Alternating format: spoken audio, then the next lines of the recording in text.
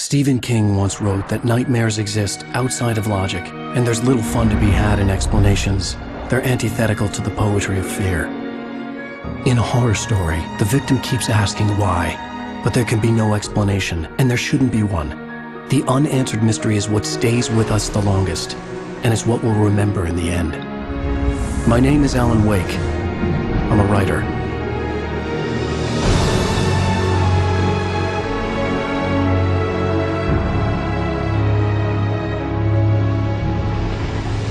I've always had a vivid imagination, but this dream unsettled me. It was wild and dark and weird, even by my standards. So yes, it began with a dream. Following a typical nightmare pattern, I was late, desperately trying to reach my destination, a lighthouse. For some urgent reason, I couldn't remember. I'd been driving too fast down a coastal road to get there.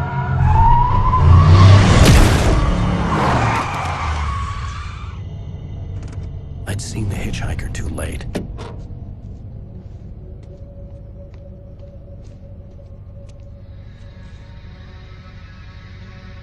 He was dead. I was convinced they'd put me in jail and I would never see Alice again.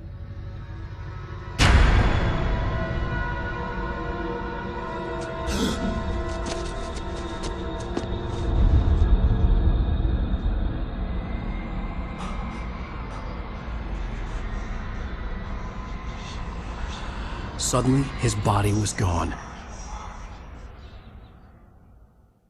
I was in shock from the crash. I could hardly stay on my feet.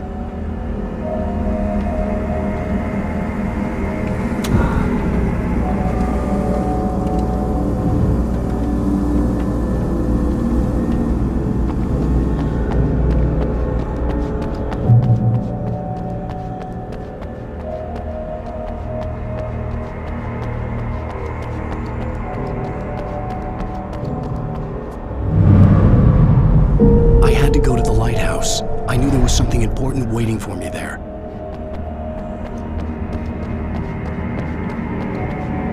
The bridge had collapsed. I'd have to find another way to the lighthouse.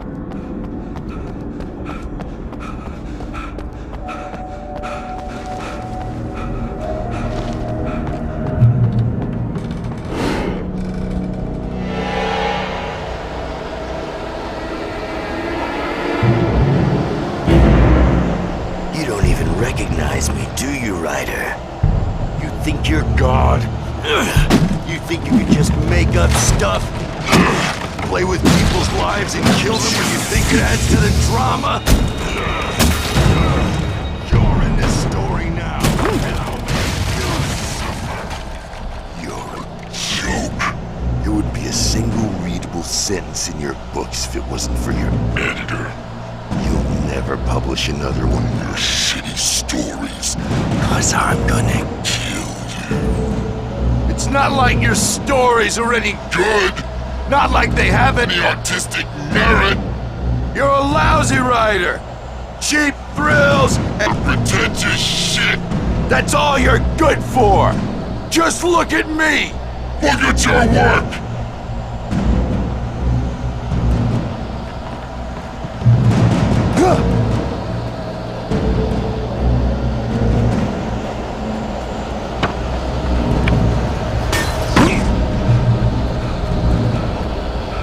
You missed your deadline! Damn.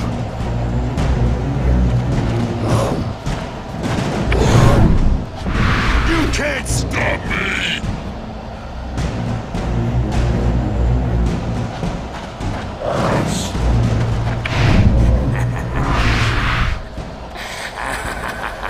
I realized that the hitchhiker was a character from the story I'd been working on.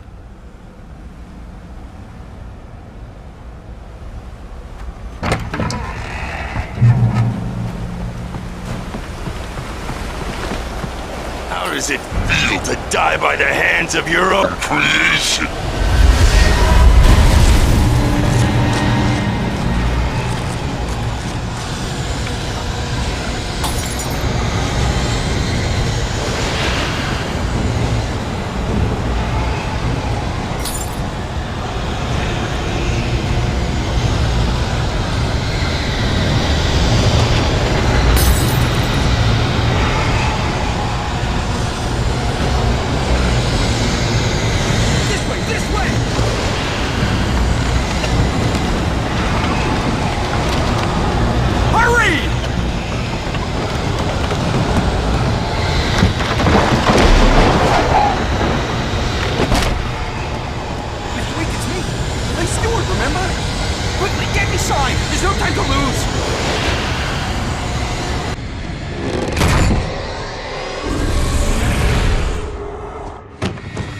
Oh no!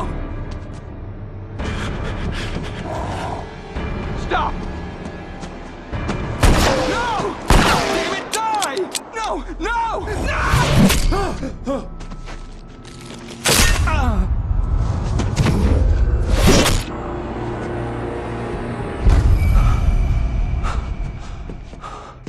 I was trapped. There was no way out.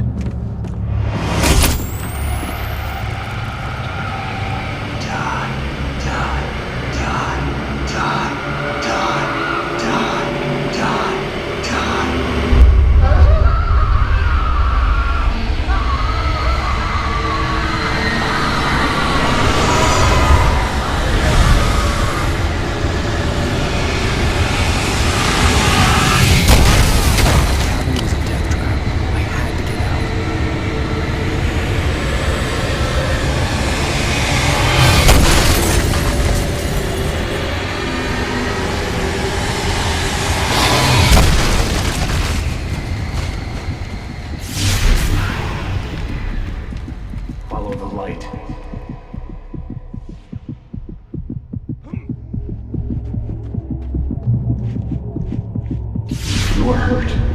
You should go into the light. You are only safe there.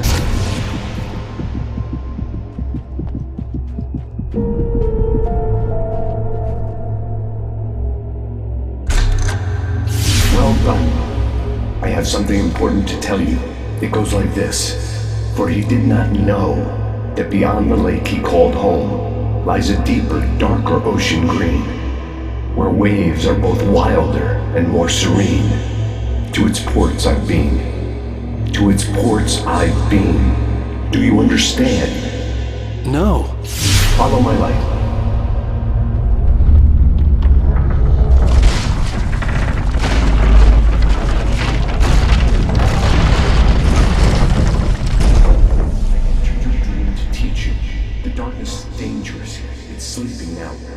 When it feels you coming, it will wake up. There's no time. I can only show you the most important thing. The hitchhiker has been taken over by the dark presence. You can't hurt him now. The darkness protects him from all harm. Only light can drive the darkness away and make him vulnerable again. Here, take the light. Turn your flashlight toward him and burn the darkness away.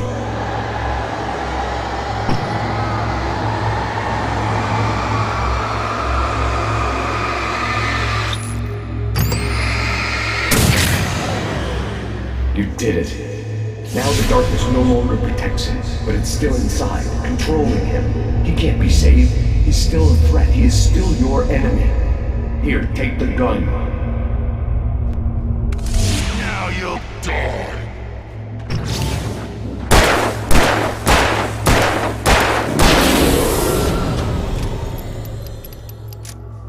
Good. You've done well. Remember what I've taught you. That is all. I will give you back your dream now. In the nightmare, a terrible darkness was taking over the world. The lighthouse was the last safe place on Earth.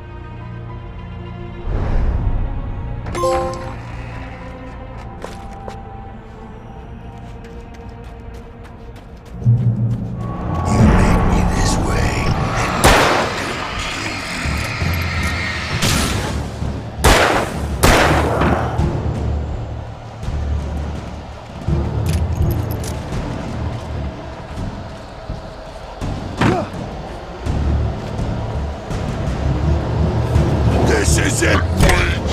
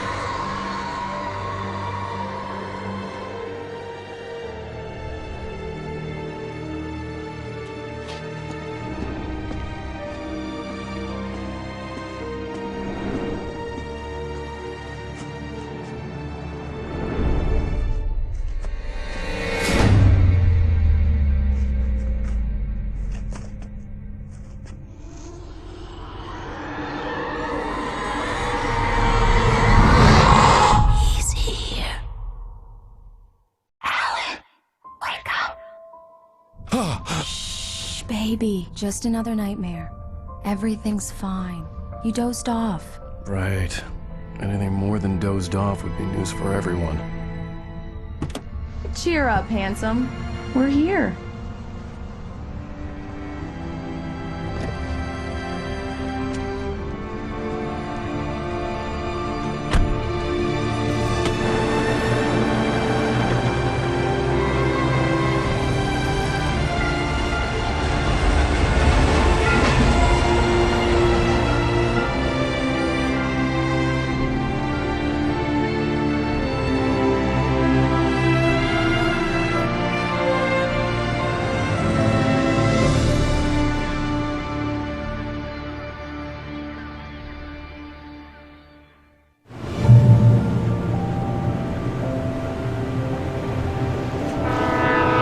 Let's act like we're on vacation. Go stand next to that old gentleman there. I want a shot of you with the town in the background. Sure. I'll even give you a title for the shot. A city boy, moments before he got eaten by a bear. Damn yuppies.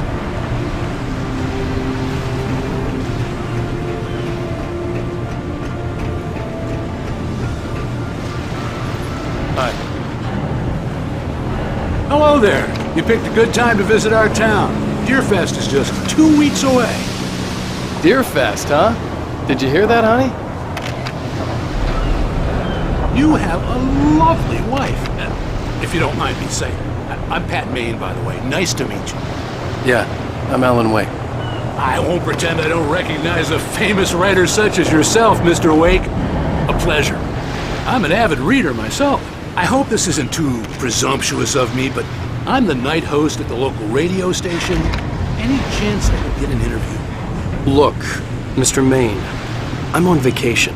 In fact, I'd appreciate it if we could keep my being here just between the two of us. I'm sure you understand. Fair enough. You can trust me to be discreet. Not a hard man to track down if you change your mind, though. I hope you two have a lovely holiday.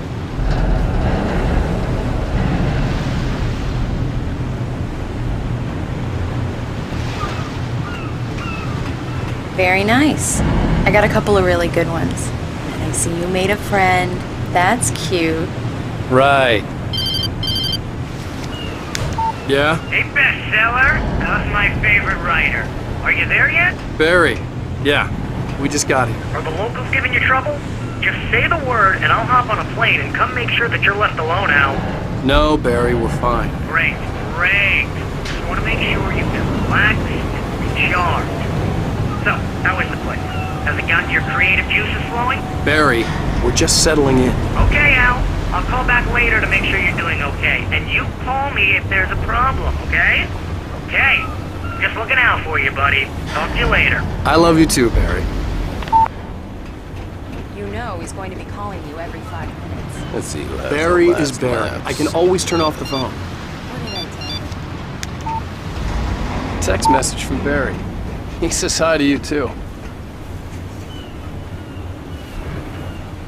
Alan, we're here.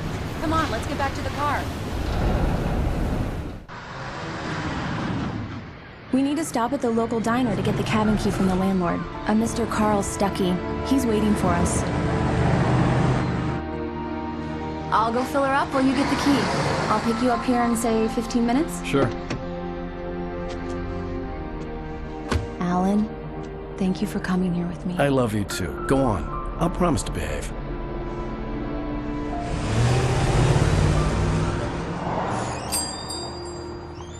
I'd forgotten there were still places like this.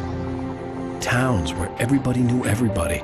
Welcome to the Oh Dear Diner. Hi, I was wondering if you could help me. I'm looking for... Mr. Wake. Alan Wake. Oh, God! I am your biggest fan. I know people say that all the time, but I really am. I'm glad to hear that. Rose. Rose, I'm looking for Mr. Stuckey. Carl Stuckey? Carl?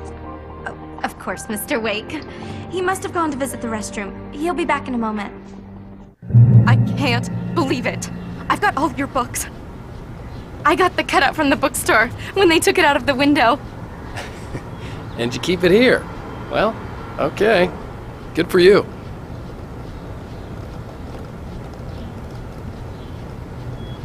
Try the coffee.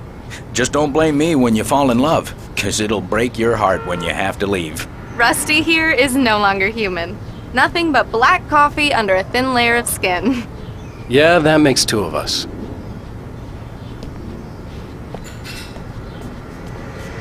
Are you staying long, Mr. Wake? I can't believe it. I'm having a conversation with Alan Wake.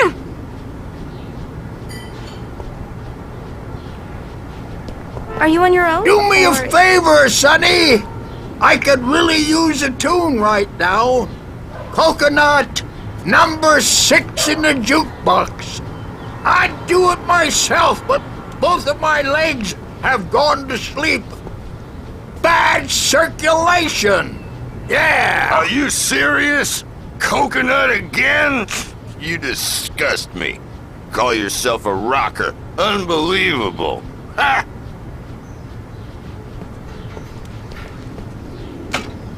You put the lime in the coconut, drink them both up. Just because we're brothers, don't think I won't murder you It in does your that, sleep. get stuck. Yeah, you need to give it a good solid whack. Yes, that's my favorite tune. Coconut. Shut your mouth, you demented has-been. If I had my hammer, I'd shut it for you. Now that's what I'm talking about, yes. This is it. I've died and gone to hell.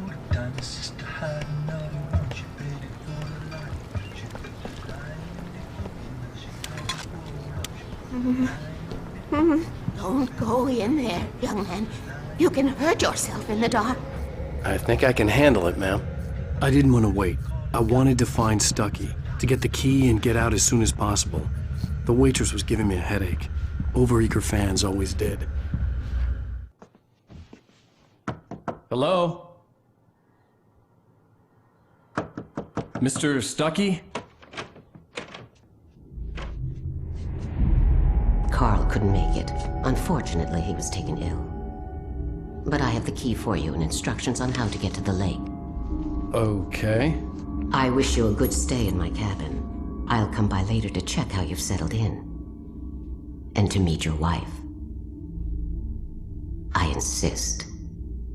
Thanks.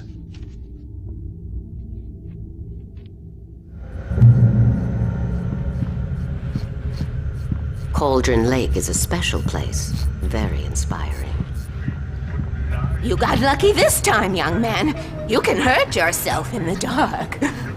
This really ought to be fixed. I must remind Sarah to change the lights.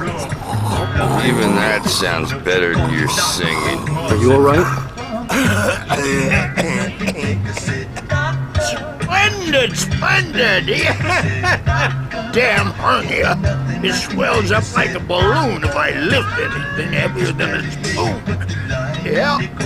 Splendid, splendid. It's been a long time, Tom. Good to see you. The Andersons, they're, local musicians. We're waiting for Dr. Hartman to come pick them up. They wandered off from his clinic at the Cauldron Lake Lodge.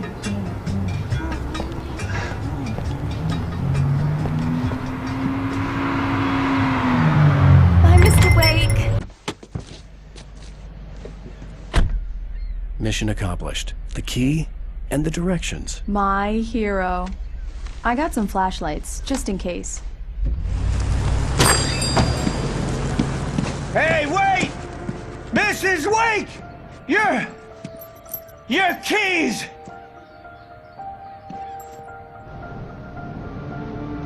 That diner was a real nut house.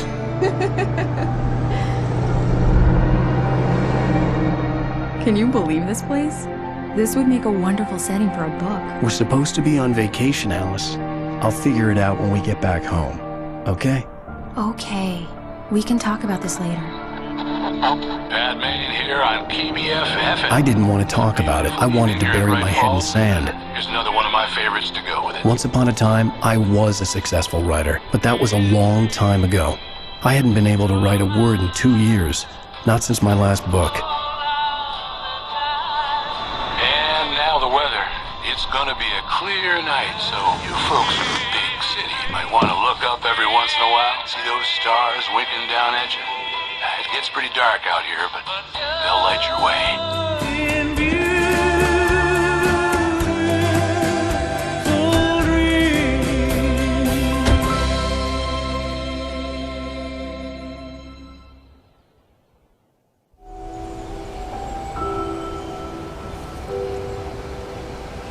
Wow.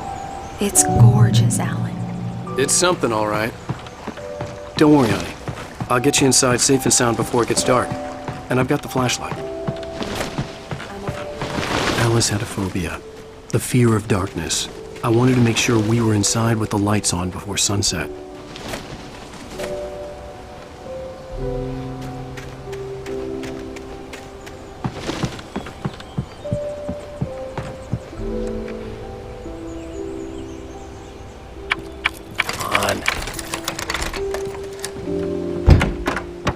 In there. We need lights. Can you figure out how to get the power on, honey? Hello? Anyone here?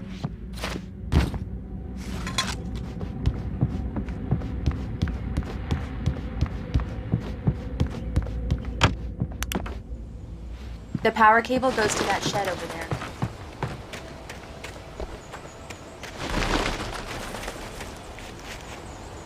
The island had once been the site for a love story. Maybe it would be that again. An old generator had been connected to the power cable.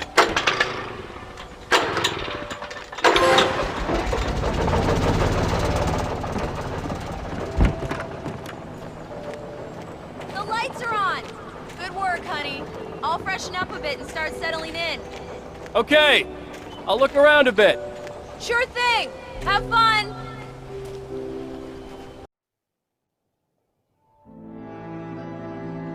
It was a beautiful place. I told myself I could rest here, sleep here, and forget about my work.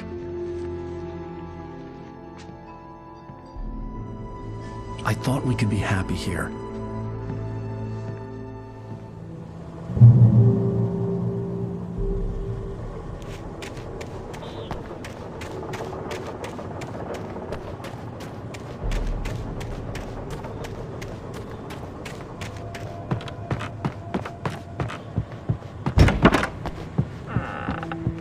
Alice? Honey? Alan, I'm upstairs. I have a surprise for you. Well, hello there. I'm not the surprise. It's in the study. Go take a look. Okay. Surprise! Alice? What is this? I guess I have a small confession to make. I thought maybe you could write here that a change of scenery would get you past... Damn it, Alice, everyone Hey, just hear me out. There's a local doctor, Dr. Hartman. I read a book of his. He has a private clinic here. He specializes in helping artists. Maybe... So now you want to get me committed? No, it's not like that. That's not... Alan? Alan? Just don't! I don't want to hear it! God damn it, Alice! God damn it! I knew she wouldn't follow me in the dark. I needed some time alone to think things through.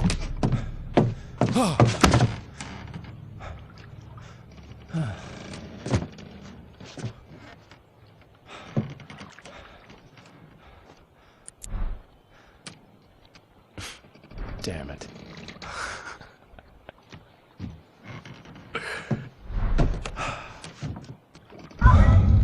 Alice? Alice? Alice! The cabin had gone dark. All the lights were out. Alan! Alan! Where are you? Help! Alice! I'm coming! It's all right, I'm coming! What the hell?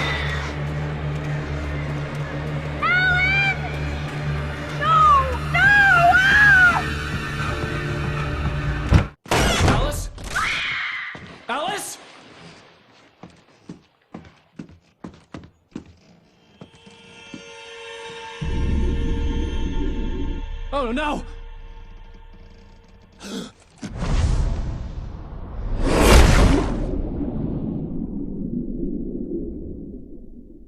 Keep going. Wake up. Alice?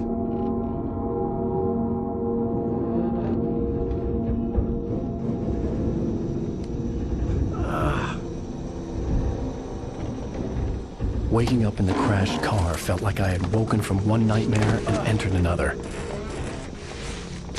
I couldn't remember how I got there. All I knew was that something terrible had happened to Alice. The phone was dead. I'd have to find help on foot.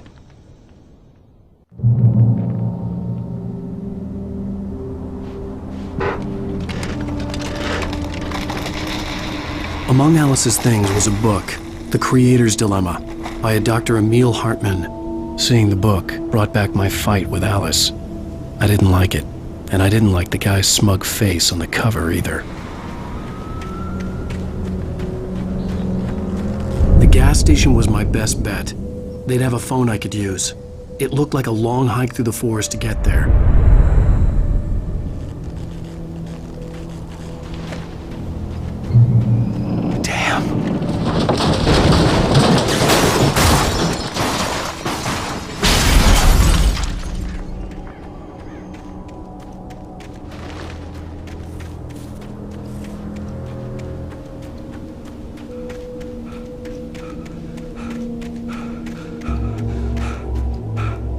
Hello?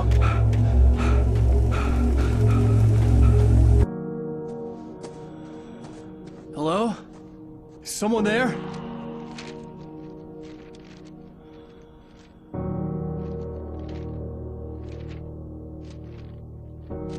The loose sheets of paper were pages from a manuscript entitled Departure. That was the name I planned to use for the next novel I had never gotten started.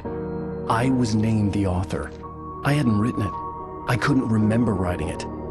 In the scene on the page, the hero was attacked by an axe murderer in the woods at night.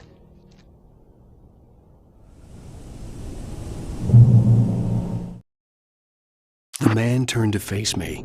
His face was covered in shadows. It was hard to make him out in the...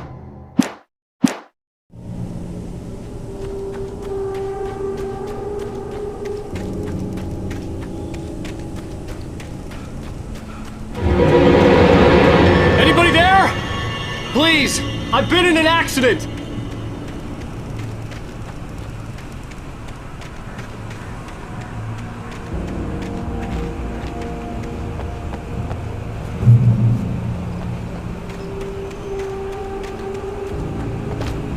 The lights up ahead were a good sign. Maybe I wouldn't have to hike all the way down to the gas station to find a phone.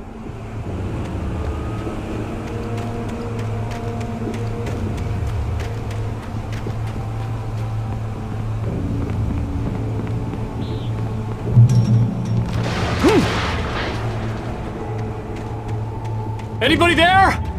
Please, I've been in an... Hey! Hey, you! Phil! There's been an accident. I need help. Listen, I need to... Premium cabins for rent in... Oh, hell. Carl Stuckey. Pleased to meet you. Non-refundable reservation deposit required. Fair and square. Fair and square.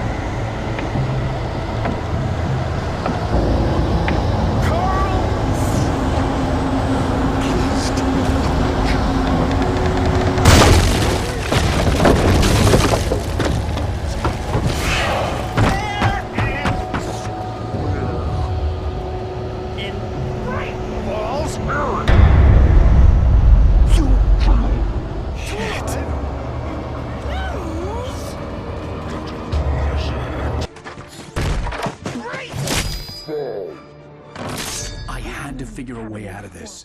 Any second now, and Stuckey would be knocking on the door with his axe like Nicholson in The Shining.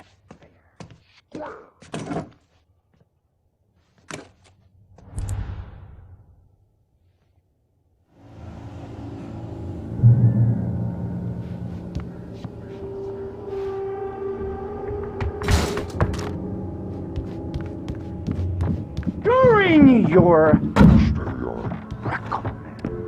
trying?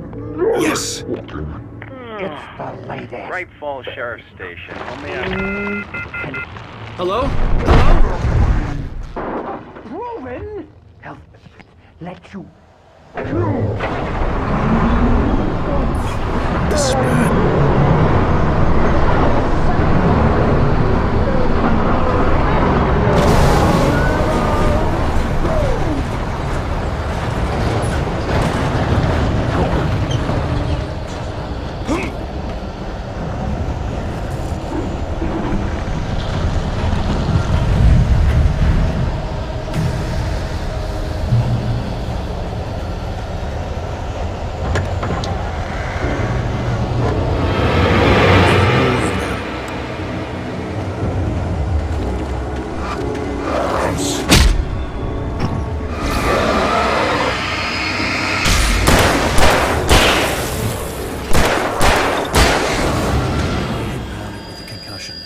I'd never fired a gun outside a shooting range, and now I just killed someone. Or something. There were no bodies. They just disappeared. If I was dreaming, it felt real enough to make me sick. Eerie hand-painted graffiti was revealed by my flashlight. Someone had hidden a chest of supplies near it.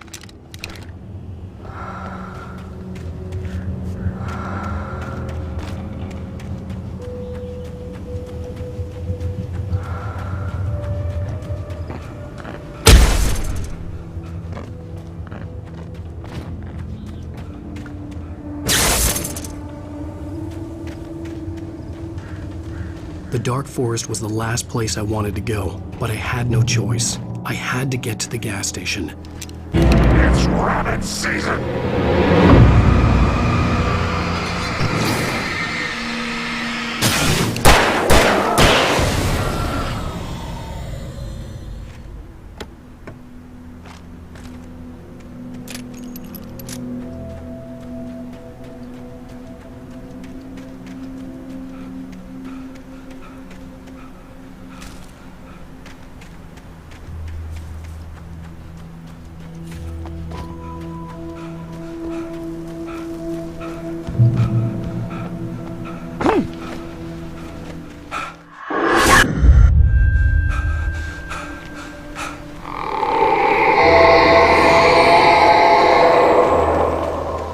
What was that?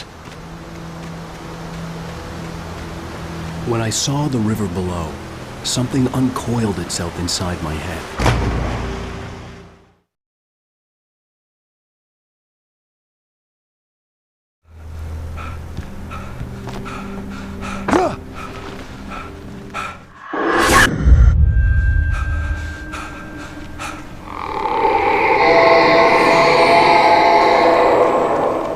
What the hell was that? When I saw the river below, something uncoiled itself inside my head. I realized that I'd have to find a way across. I didn't even want to look at the water.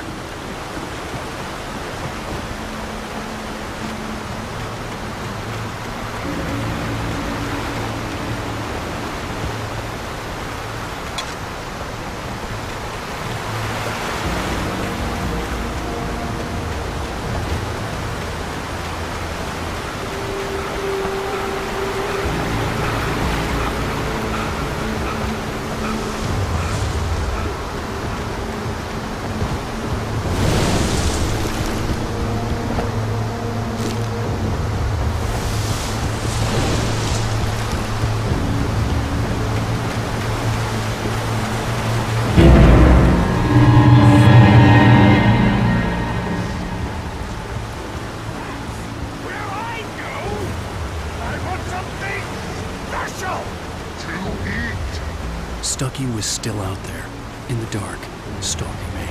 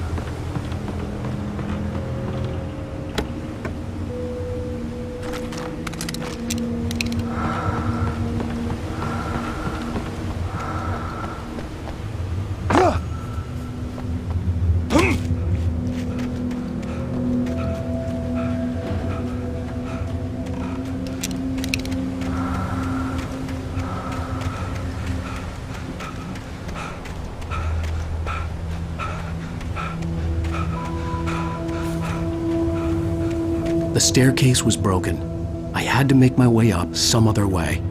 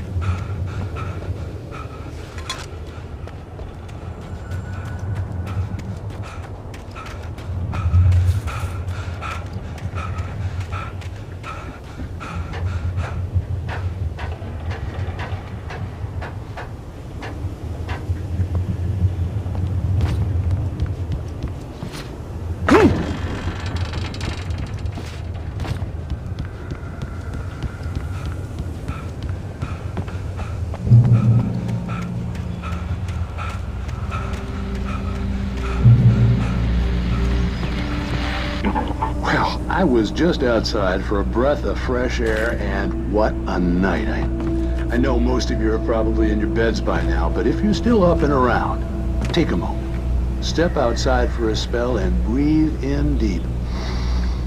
The weather is absolutely still. The sky is crystal clear. It's like the forest is quietly breathing along with you. As you listeners know, I'm a night owl, and it's on nights like this I wish I wasn't cooped up in the studio. Makes an old man like me wish I could just roam wild. But here I am, and who'd keep you company all night long if I weren't? It looks like I'm not the only one staying up late. Caller, you're on the air.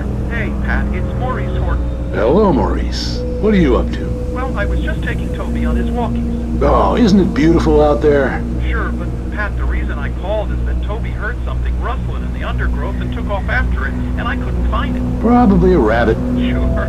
Toby loves rabbits.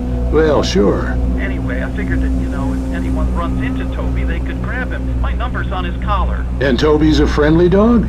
Oh, Toby loves people. Usually he comes back, but we were pretty far from home, and it sounds like he went pretty wild there. Great dog, but just too dumb for his own good.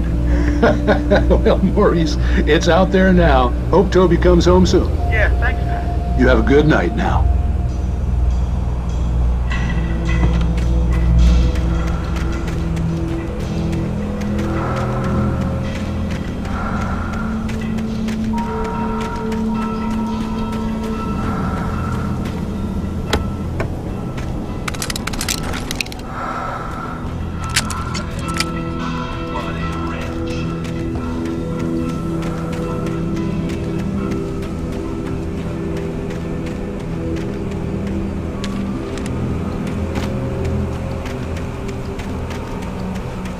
The gas station was closer now, its light welcoming in the darkness. Paul makes the best dogs in the state. Belly Burster is the best with no coat. Monster Dog is second best. The famous dog is...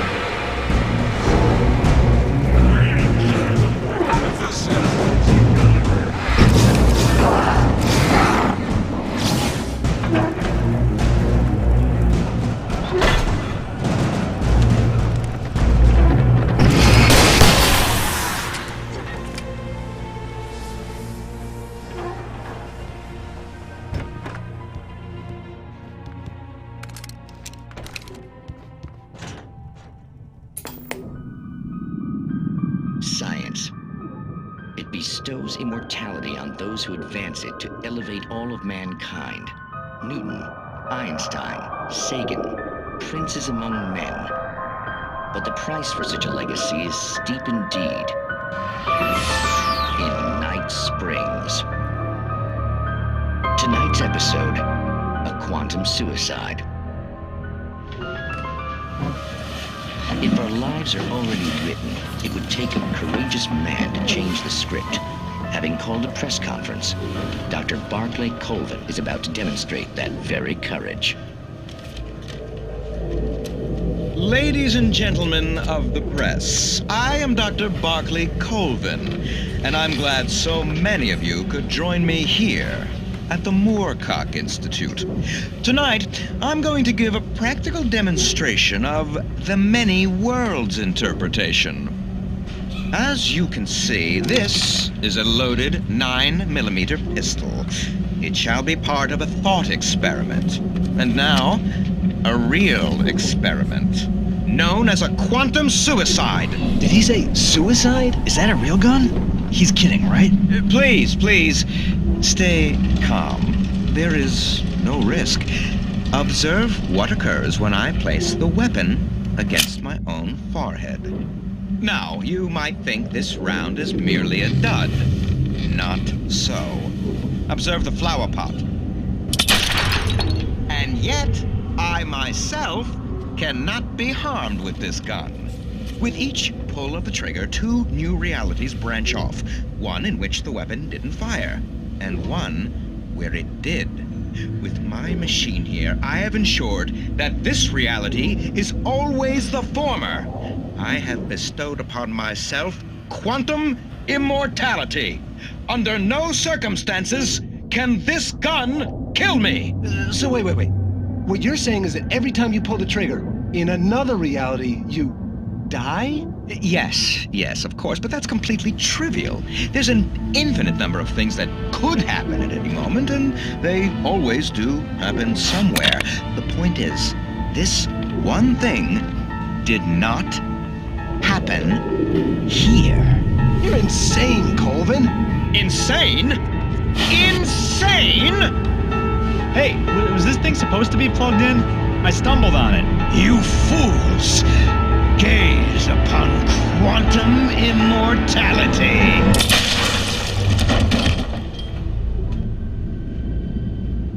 Poor Dr. Colvin, felled by his own hubris or the ignorance of the masses.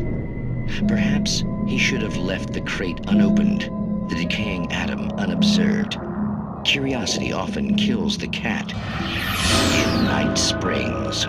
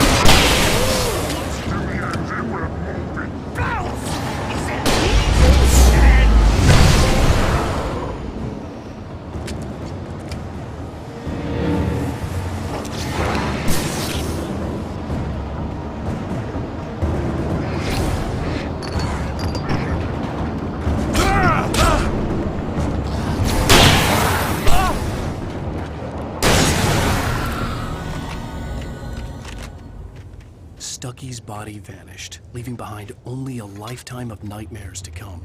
Assuming I'd reached the lights at the gas station alive.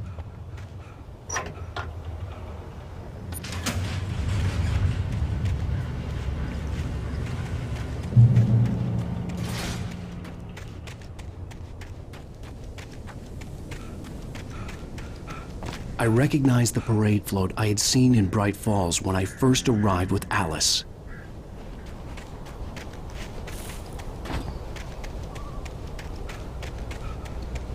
After the insanity I had just experienced in the darkness, the lights of the gas station felt comforting. At least for a moment, the sane world reasserted itself.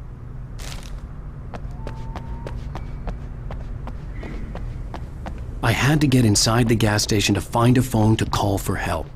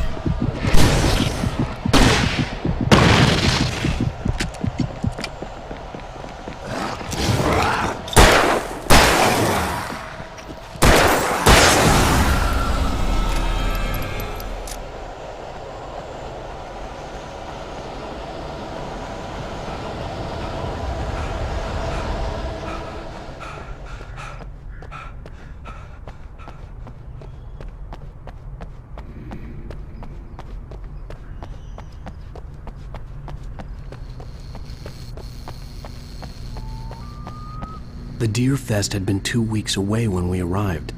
If the day count on the banner was right, I was missing a whole week between the night we got here and now. The garage was a mess. It looked like someone had trashed the place, or that there'd been some kind of fight. I'll write. I'll keep writing. Outside there's only darkness. Outside the cabin, outside the story, there's only darkness. I can feel her presence in the dark. Just now, I could smell her perfume in the room. I'll reach her, I'll fix it up. I'll bring her back. The story will come true. If I stop, she's lost. I don't believe this. It'd been me on the TV, talking crazy. Was I losing my mind?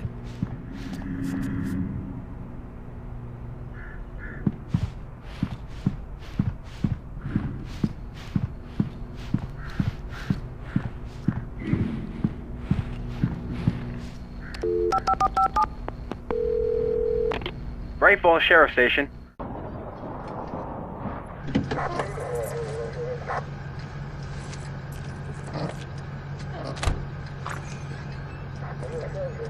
Oh, thank God, Sheriff.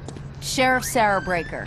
You are... I'm Alan Wake, but listen, I was in a car crash. My wife, Alice, she's missing. Calm down, Mr. Wake. We were staying in a cabin on the island, on Cauldron Lake. There's no island on Cauldron Lake, not since the big eruption in the 70s. Please, I can take you there, okay? You look like you've taken a pretty bad knock to the head.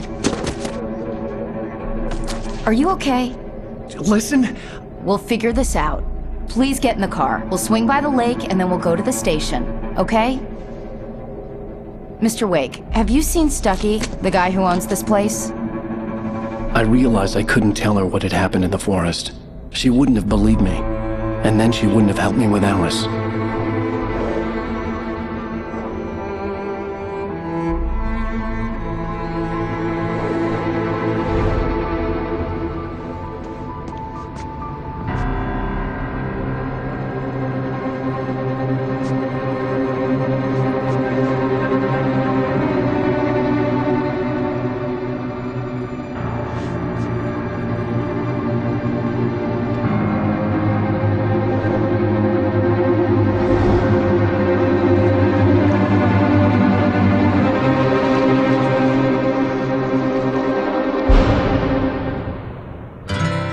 Candy-colored clown they call the Sandman tiptoes to my room every night, and just to sprinkle stardust and to whisper. Previously on Alan Wake.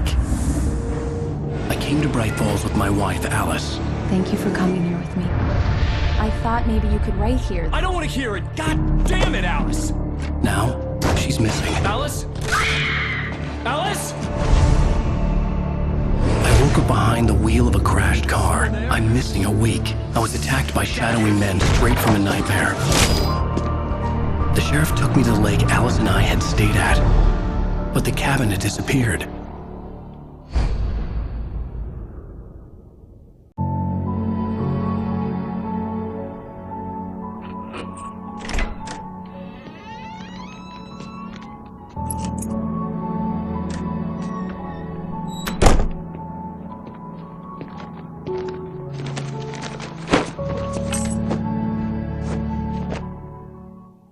Honey, I'm home. Back here, sweetie. How was it? Worst weather I've ever seen. You should put some coffee on. It'll warm you up. Hey, handsome. This is gonna be a long night, but these shots are turning out great. I guess you're gonna need that coffee then. I'll go put it on.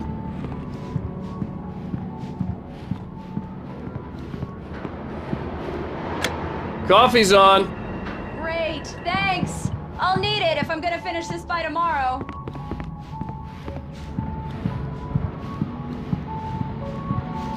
Oh, hey, I just finished those cover mock-ups. They're on your desk. Tell me what you think. No kidding. I didn't think you'd get them done this quickly. On occasion, I can perform all sorts of miracles, my dear. These look really good. Oh, sure, until Barry gets his hands on them. Which, by the way, will happen over my dead body.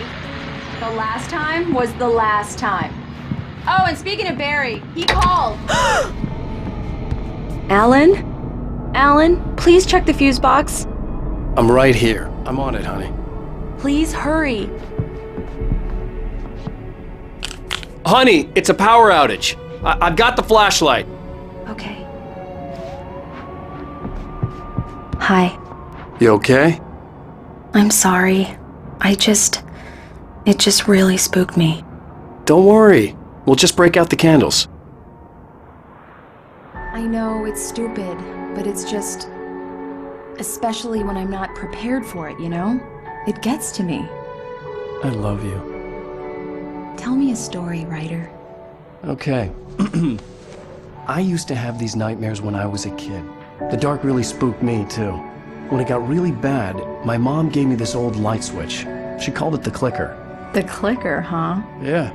If I ever got scared of the dark, I could just flip the switch and a magic light would scare the monsters away. Oh, sure. Here it is. Alan. Maybe it'll help you, too. Yeah, nice story, writer boy. You made that up right now, didn't you? No. Seriously. I love you, even if you are a liar. Thanks for this.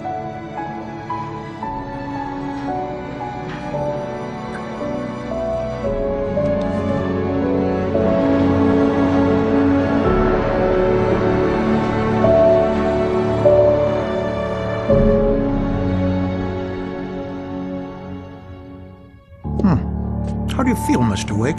Any nausea, disorientation, anything like that? Mr. Wake, how are you feeling? I'm okay. My head's fine. I had to lie about my headache and memory loss. He'd send me to a hospital for tests. I couldn't leave without Alice. Very well. I don't think you have a concussion, but you've obviously been through quite a shock. You should take it easy for a couple of days. Thanks. Well then, Mr. Wake, we're done here. If the pain gets any worse or you experience any other symptoms, you should come see me. I'll let you get on with it then. Sarah, Sheriff Breaker, is waiting for you. She's very good at her job. I'm sure she can locate your wife in no time. Doc Nelson was the image of a small-town doctor. Sheriff Breaker had called him to the station to take a look at the cut in my head. I'm sorry you had to cut your morning fishing short for this, Doc. Oh, she's a beauty, ain't she? Not the biggest I ever caught, if you can believe that coming from an old fisherman like me, but she's right up there. Now, she's a largemouth bass, which is what you're after if you prefer a lure. Now, if you want either trout or salmon, on the other hand, then it's fly fishing for you. You a fishing man, Mr. Wake? Oh, doesn't really matter, I suppose. But it can be very relaxing out there. You can't get me off the water this time of year. Closest thing to heaven. I'll take your word for it, Doc.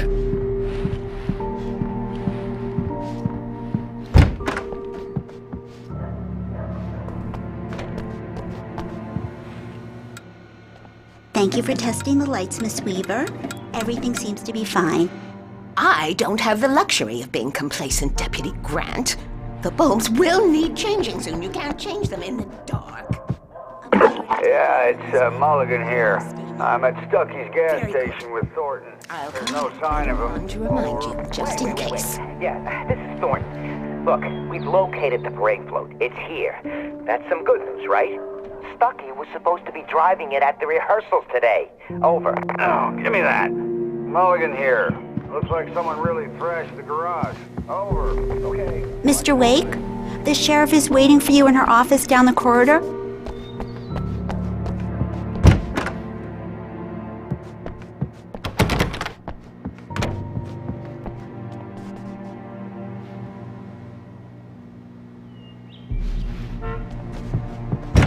Come in, Mr. Wake. Your phone's on the desk. The battery was dead. It's charged now.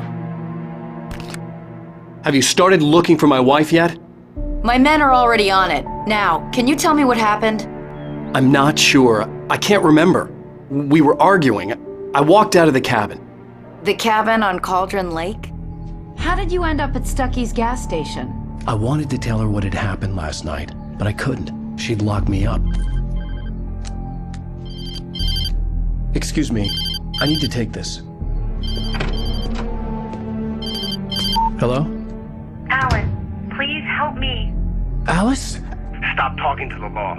You'll do exactly what I say if you ever want to see your wife. Who is this? Go to the back lot. There's a hole in the fence on the left. Look inside the junker. I left a little something there to convince you we're all on the same page here.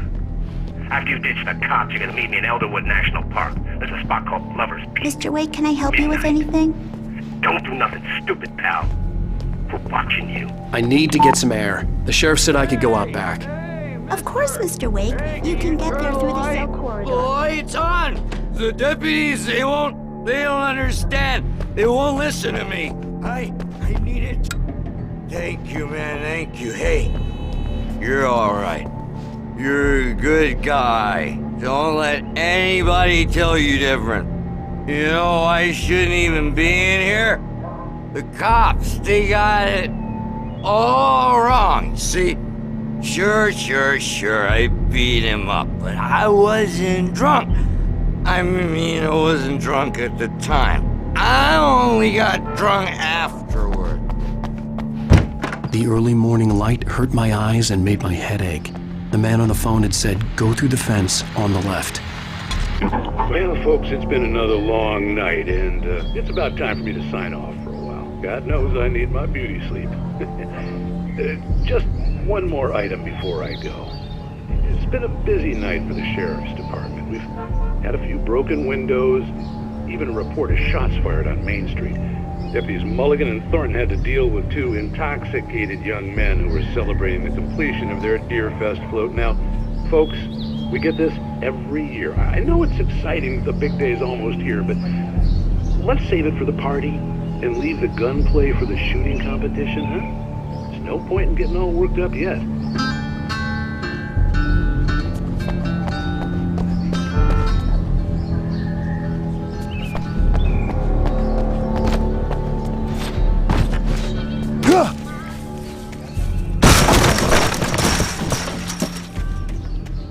Alice's driver's license had been placed on the front seat. The caller meant business.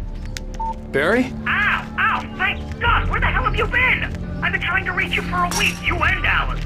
I've been worried sick. I flew out yesterday. I'm here in Bright Falls. Barry, listen to me. I'm at the sheriff's station. Come and get me. I can't talk now. Al, what the hell is going on? I had to get the sheriff to let me go. I needed to get to Elderwood National Park to meet Alice's kidnappers.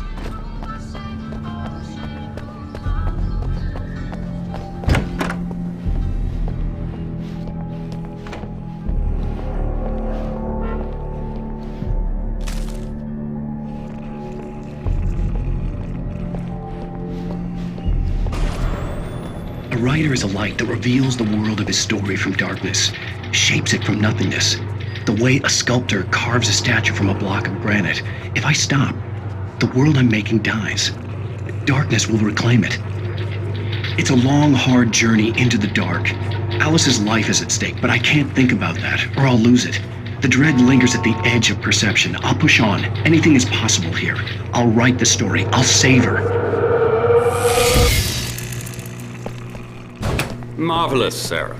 I just wanted to settle all the damage the Anderson brothers might have inadvertently caused on their recent and regrettable little outing. They are not accountable for their actions, of course. I can assure you that my staff has been reprimanded.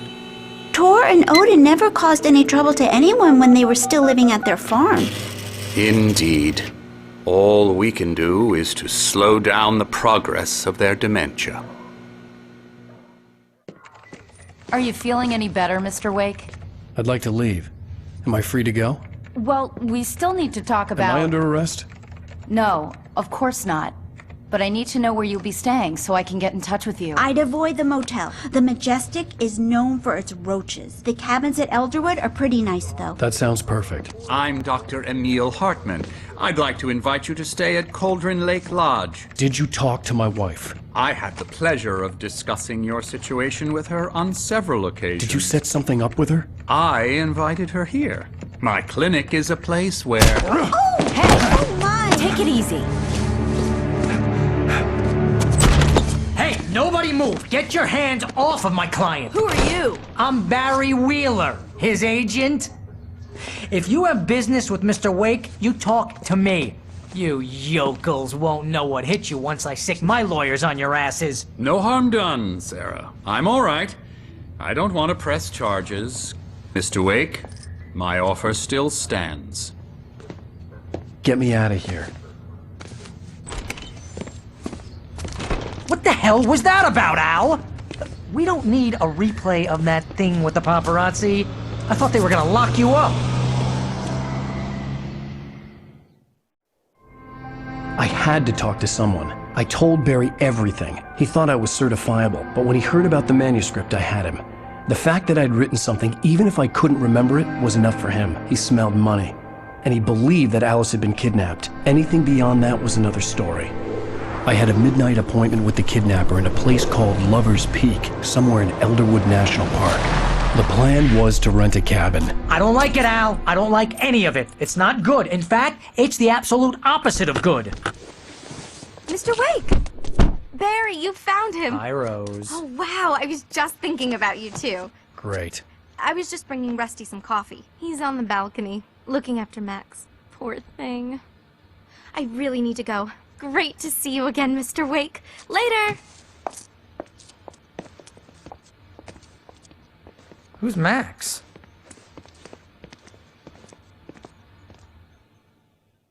What an airhead. Jeez, Mr. Takes a swing at everybody. This is not her fault. She's a very nice girl and, more importantly, a fan. She even has a fan site dedicated to you. And she was very helpful when I was looking for you. Seriously, Al, what you were saying in the car? Just listen to yourself. What, you shot a guy and his body just disappeared? When was the last time you slept? What, are you high? Have you been drinking? No! Look, Barry, I'm missing a week, and someone's got Alice. Do you and understand what it sounds like when you say stuff like that? Don't get me wrong, it's a good story, could be a bestseller. But when you start confusing fiction with reality, you're buying yourself a ticket to the funny farm. All right, wait here.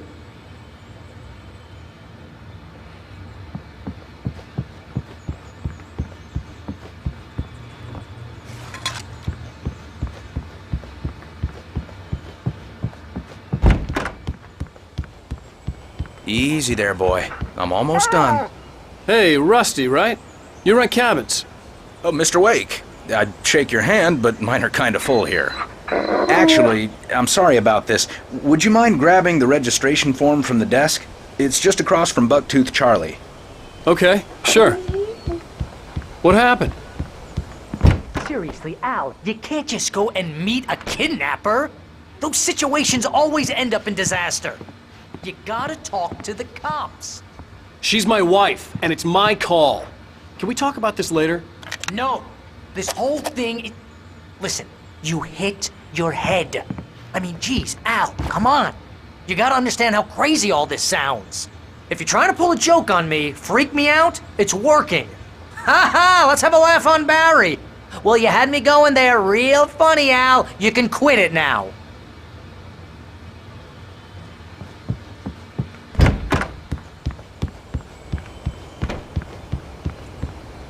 I think this is the form you wanted. And here are the keys. Okay, you're all set, Mr. Wake. Glad to have you staying here. Thanks. Can you tell me how to get to Lover's Peak? Oh, sure. It's at the end of the nature trail.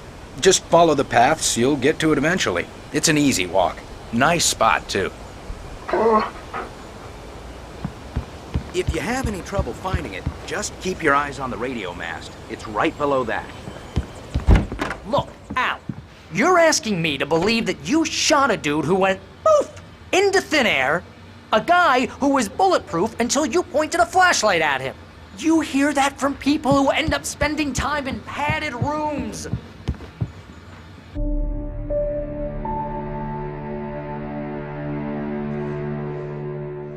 That's just crazy talk, Al.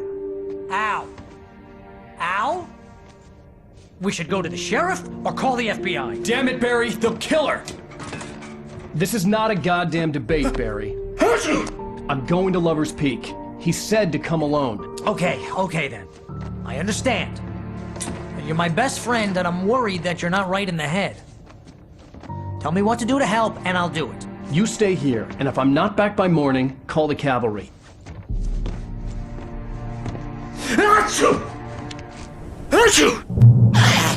Just be careful with the natives, Al. These yokels are dangerous. Everybody hates a tourist, or it'll be deliverance all over again. Achoo!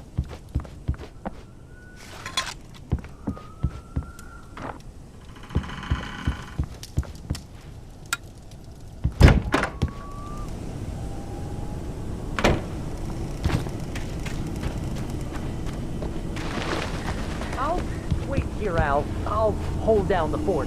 I'll be with you in spirit every step of the way, Al. Walk through the door now.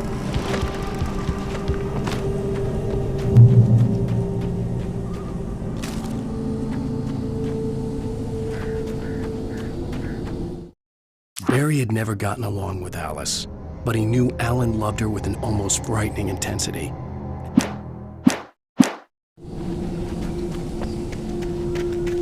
I knew I should have gone to the cops. This wasn't the smartest thing I'd ever done, but I was still angry with Barry for trying to talk me out of it. These people had called me right in the sheriff's station. The cops wouldn't scare them, and they had Alice.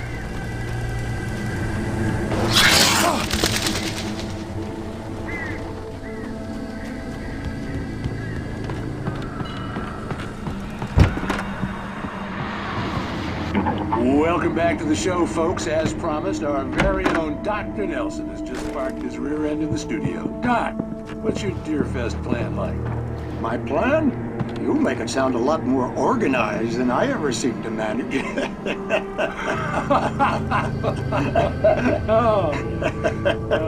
No plan, really, just taking the atmosphere. I'm getting a little too rickety to do much more than that, you know. Oh, tell me about it. No sack race for us older gentlemen, huh? Yes, exactly, Pat. But I'm going to check out the parade, of course. And I'll be one of the pie contest judges, too. Well, that takes a different kind of constitution. Oh, yeah, it's my kind of exercise. Now, Doc, seriously, you're in pretty good shape, though. You're the outdoors type. I know for a fact you're an avid fisherman. That's right. Matter of fact, just caught a heck of a largemouth bass early this morning. But you're not taking part in the fishing contest? No, not this year. See, Pat, I'm just not that competitive anymore. Now I just like to take my time and enjoy the peace of it. It's no fun if I need to worry about what I'm catching, you know? Well, considering your track record, the participants are probably pretty happy you feel that way.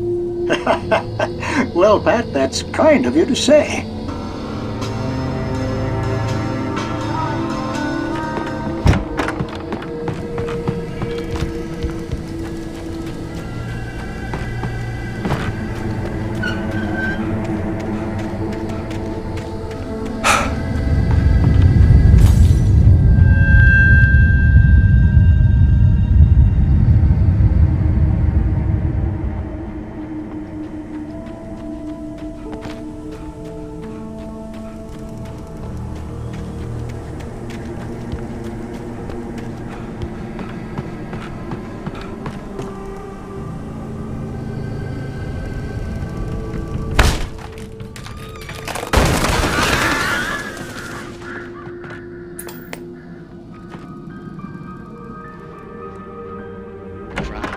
punishment. The cancer and cure of civilization. But some crimes are impossible to punish, especially in Night Springs. Tonight's episode, The Man in the Mirror.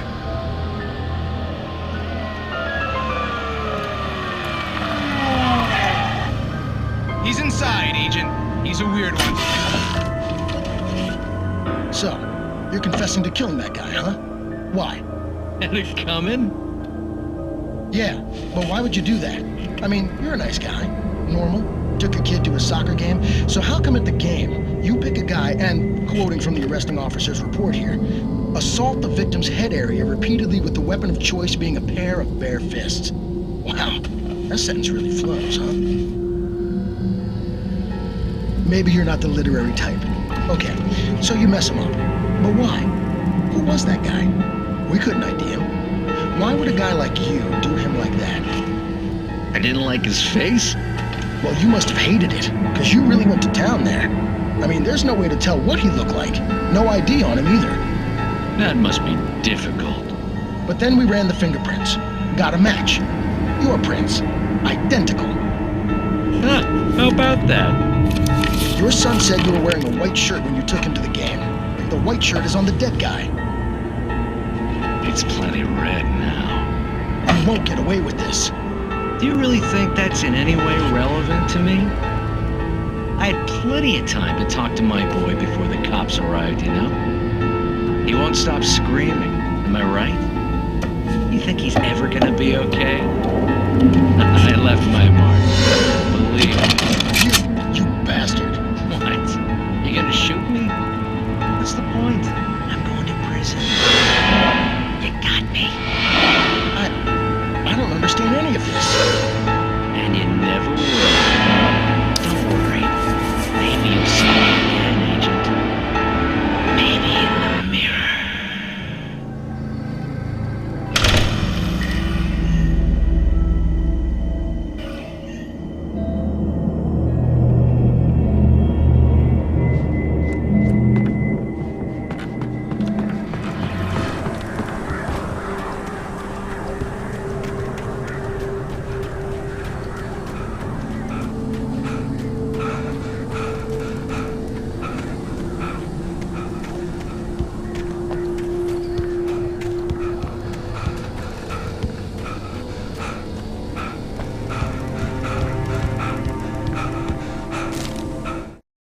Rose knew that Rusty was in love with her, and she liked him too. She liked him.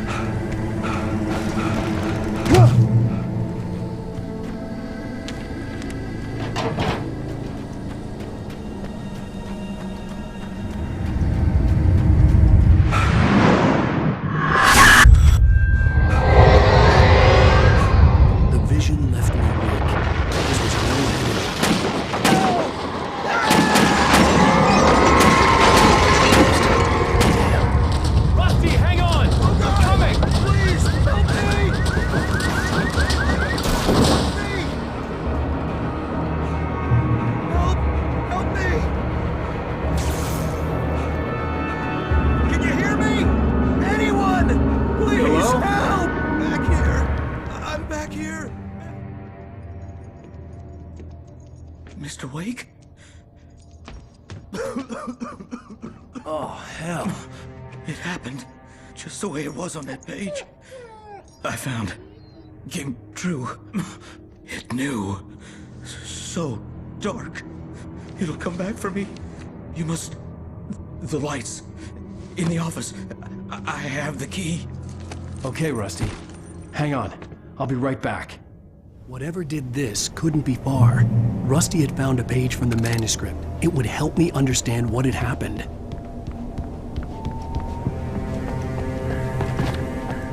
The only way to make sure that Rusty was safe was to get the power running and the lights back on.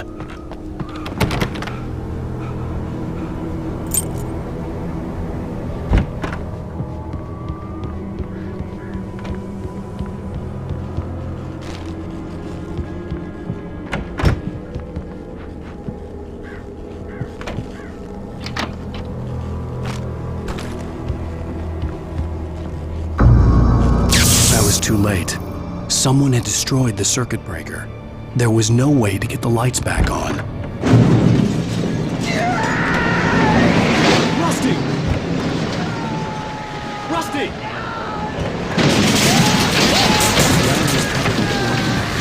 That looked like liquid darkness. Just need to take my senses.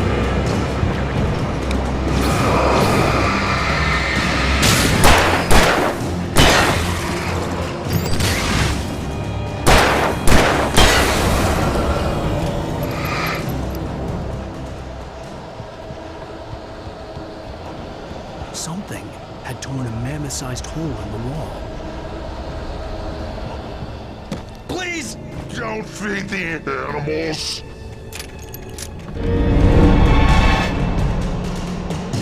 Fishing is only permitted for those visitors who purchase a park fishing license. Obey operators' instructions at all times. Rusty? Rusty, no!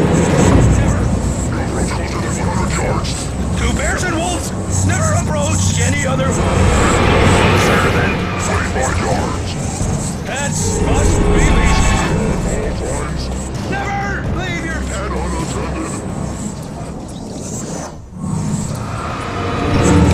It is against the law to remove any natural objects or historical artifacts from the park.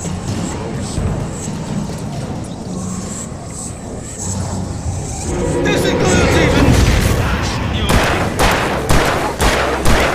Erased.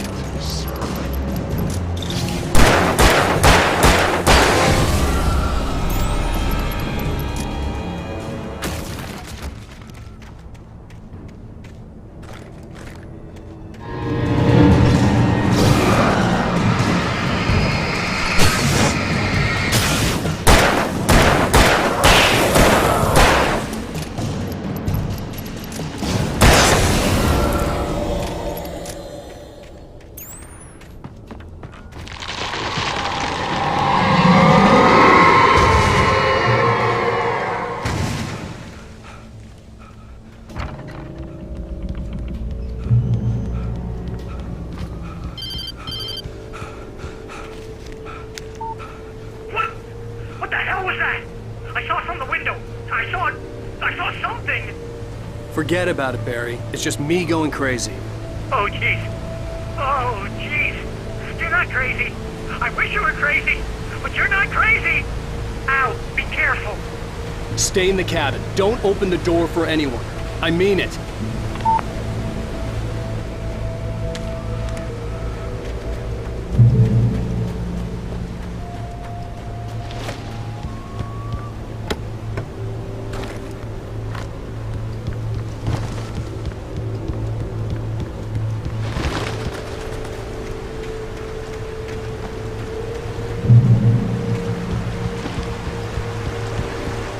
Lover's Peak was at the far end of the nature trail.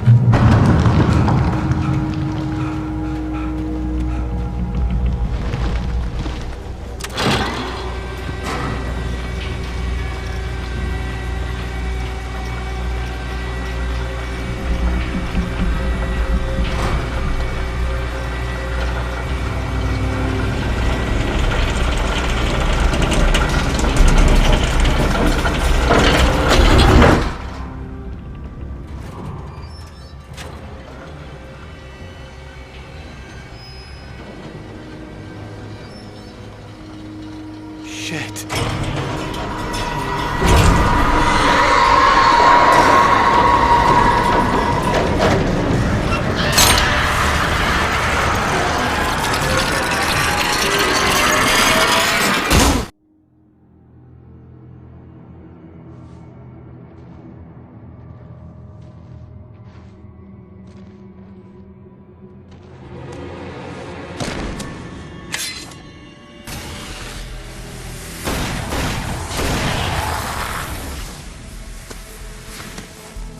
Come on, we gotta get moving. More of them coming. That flashlight's kid stuff. The flares will keep the bastards away.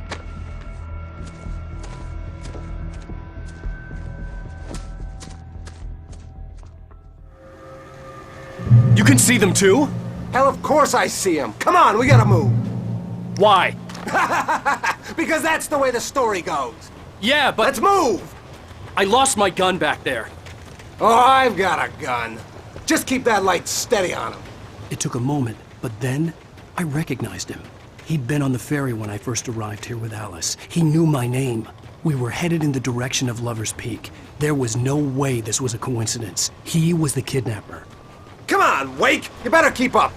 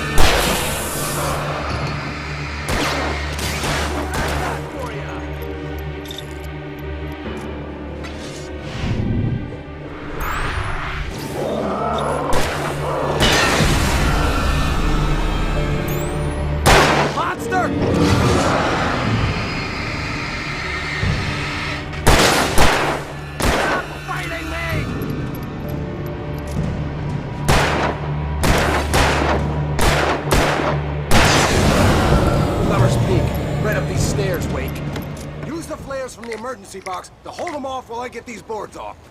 Give me the gun. Yeah, no can do, Wake. Are you kidding? Give me the gun! No time for back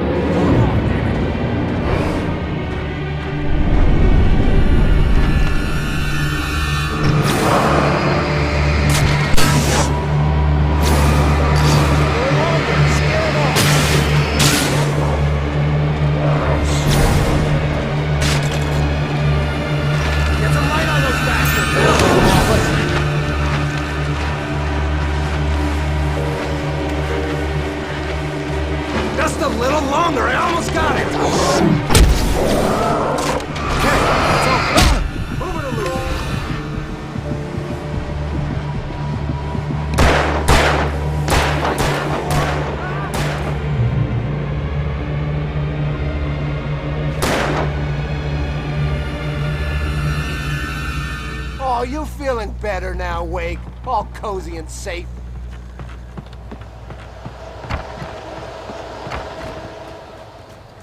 Better get ready. They'll be on us soon.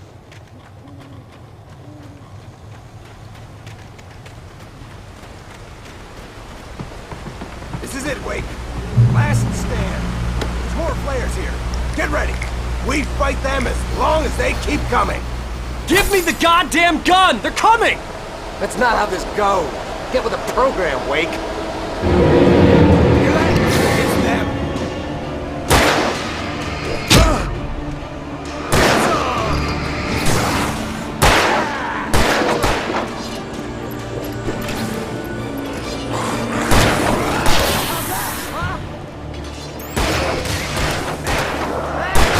You just keep coming.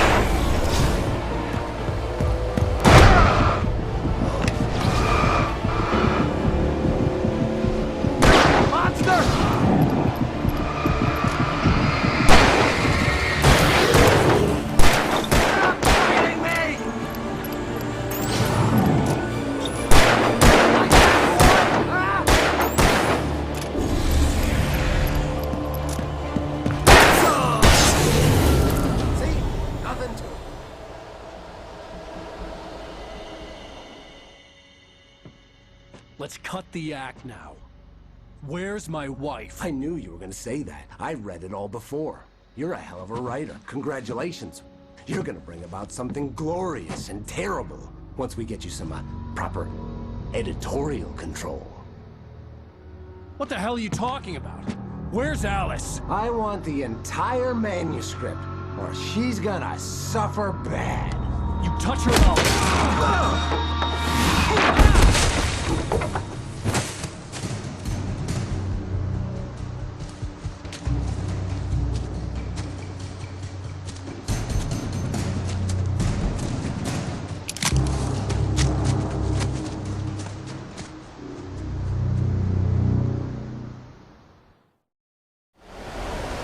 You're gonna give me the manuscript or you'll be sorry!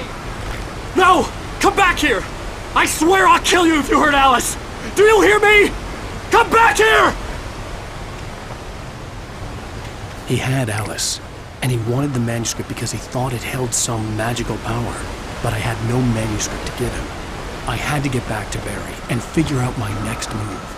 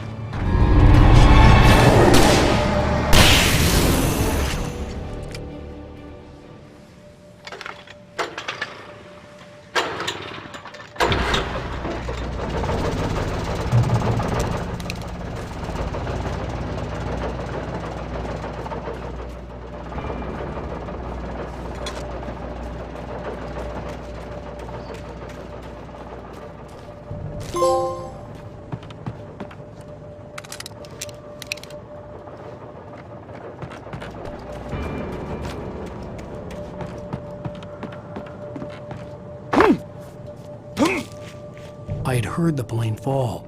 It made no sense. It was clear that it had just fallen here. It was very old and obviously hadn't flown in decades. Looking at it sent a shiver down my spine.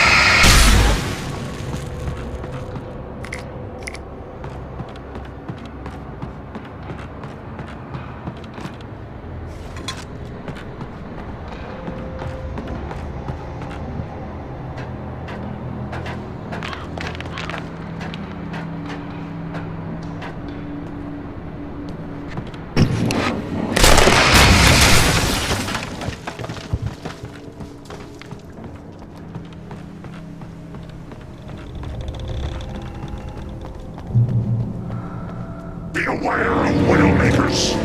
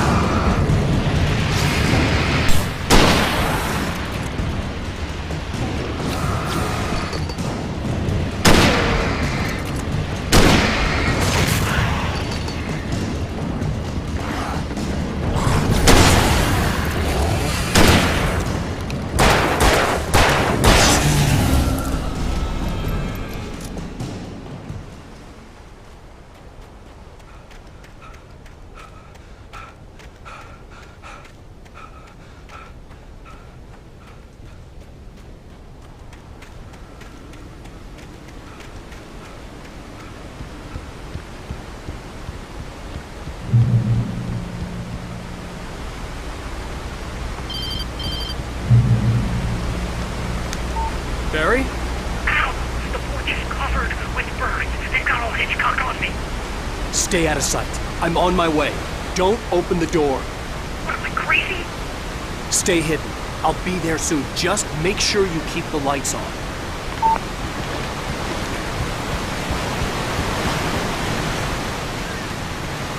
I still had to reach Barry at the cabin, but at least I was out of the woods.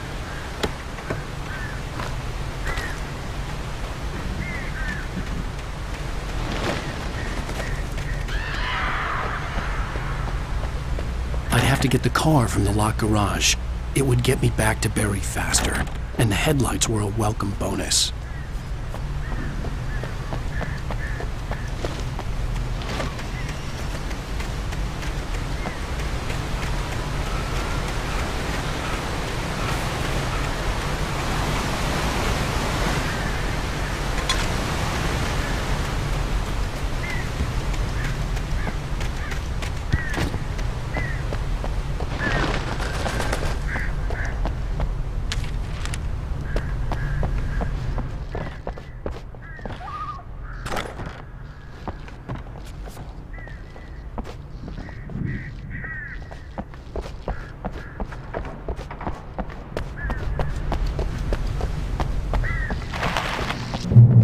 To find the key to the garage.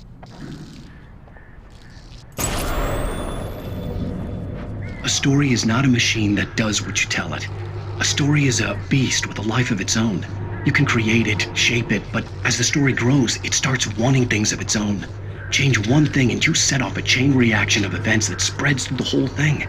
The characters have to be true to themselves. The events need to follow a logic that fits the story. A single flaw and the magic is gone. The story dies.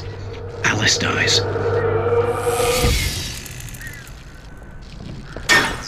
You can on nature and yourself.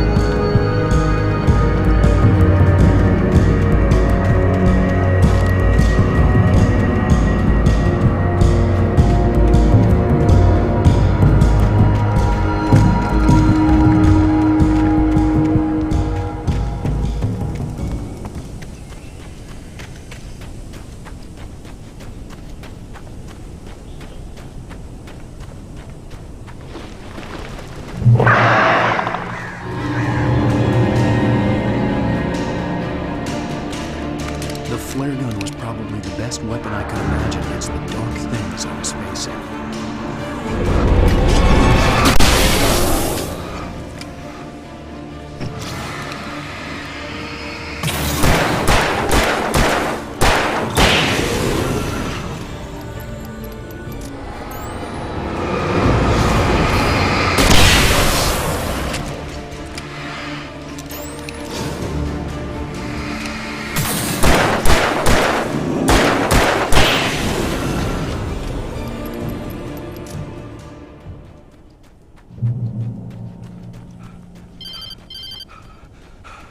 It was the kidnapper. You son of a bitch! Where's my wife? Enough horseplay, Wake. You deliver the manuscript, and you can have your woman back. Simple as that. I don't... Listen. I'm gonna need time to finish it. I still need to write the ending. I need a week. It's not done? I need a week. 2 days. The old Bright Falls coal mine is nearby. You can find it easy, city boy. The main building, there at noon. You bring the manuscript, you'll get your wife. Not, well, get me? Yes, I get you.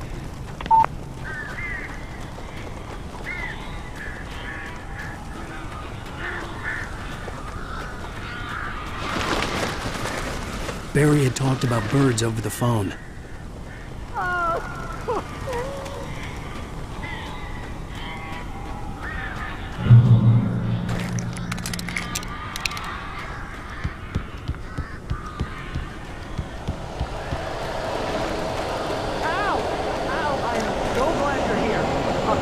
Got in here before I blocked the chimney. This isn't normal. These birds are weird.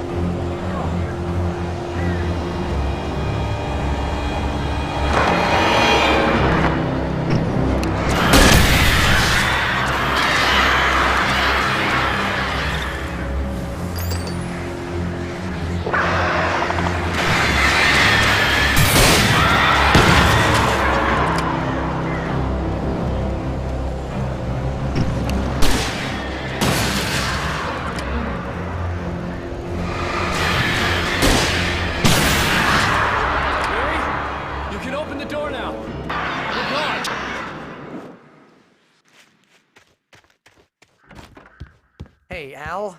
I'm sorry for thinking you were having a psychotic episode, man. I sent Barry to the town to ask around about a man fitting the kidnapper's description.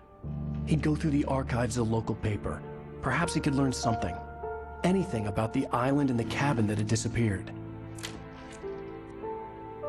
The man wanted a manuscript. I had to try to write him one to get Alice back.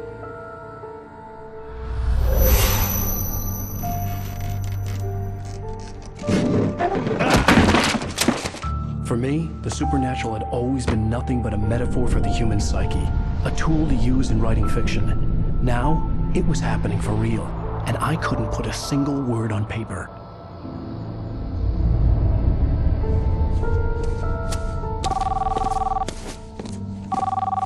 Barry Wheeler speaking. This is Rose. Rose? I found Mr. Wake's pages. Oh, you sweet, brilliant girl. Could you and Mr. Wake come get them? I live in the trailer park outside the town. We'll be there in less than an hour. Bye now. See you soon. Have a great day. Hope you come back soon. Welcome to the Oh Dear Diner. Good girl.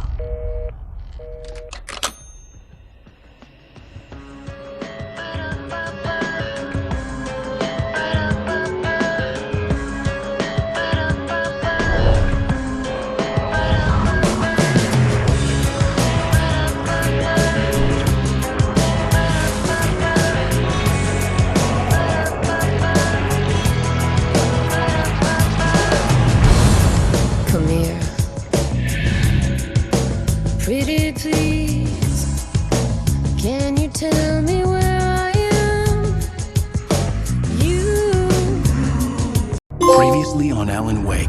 Alice has been kidnapped. Alan, please help me. Alice? You'll do exactly what I say if you ever want to see your wife again. I can't tell anyone except my agent Barry. Damn it, Barry, they'll kill her! You're my best friend, and I'm worried that you're not right in the head. The ransom is a manuscript I supposedly wrote that's coming true before my eyes. It happened just the way it was on that page. So dark. I have found only a few scattered pages. I want the entire manuscript. The deadline is in 2 days. I found Mr. Wake's pages. Good girl. How the hell did she get her hands on the manuscript anyway? I don't know. She's resourceful. I told you were too hard on her. Listen, I found out all sorts of interesting stuff while I was digging around. Yeah. Mr. Wake, it's Sheriff Breaker. We have an FBI agent here, Agent Nightingale. FBI? He's anxious to see you. You'd better come to the station. Okay, I'll be right over, Sheriff. Let's make this quick, huh? Help you folks? Name's Randolph. I'm the manager. We're looking for Rose. Works as a waitress down at the diner. Rose, sure. Nice girl. Who wants to know? I'm Alan Wake. The writer, huh? I heard on the radio you were visiting. Well, I'll show you her trailer. That Rose, she's a nice girl. Always pays her rent on time. As I was saying, Al, I found all sorts of weird stuff from the local newspaper's archives. This place is crazy. Disappearances, mysterious deaths, urban legends come true, and get this, most of this stuff takes place around Cauldron Lake. Well, you ain't wrong, mister. The Indians thought the lake was a doorway to the underworld. I'm the God-fearing type myself. I don't hold with that sort of thing. Yeah, okay. Anyway, there was an island there owned by a guy called Thomas Zane. Now, some of the articles I found about him make him out to be a famous writer, but I ran a bunch of searches, couldn't find a single thing he wrote. Zane was heavily into diving, so much so that the place came to be called Diver's Isle. But the volcano under the lake erupted in 1970, and Zane went down with the island. Yeah, how about that? It was there in the morning, as if it had fallen from the sky. But it would take a tornado to lift something like that. We're damn lucky it didn't crush any of the trailers.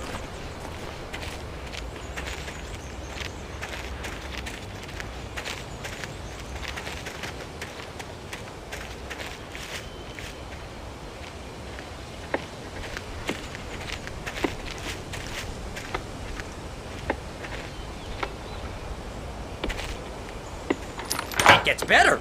A local girl, Barbara Jagger, drowned in Cauldron Lake just a week earlier.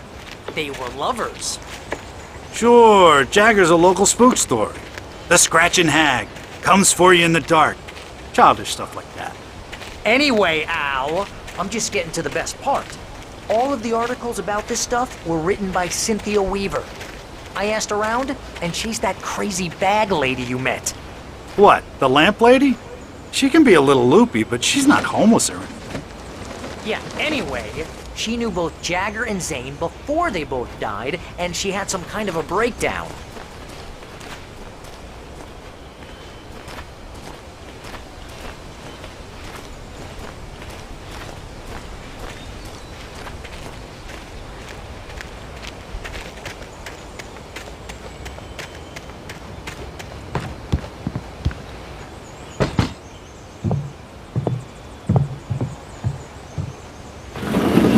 Welcome oh dear, Mr. Wake. I'm so glad you're here. Rose, you have my manuscript? Oh yes. Yes. Please, come in. Hey, this is really good. Rose, Yes, my manuscript. I really need it. I understand. I know what you need. A muse to inspire you. Oh, for Barry. She doesn't have anything. Yeah, hey, Al. Al, what's... Oh... Barry! What? What?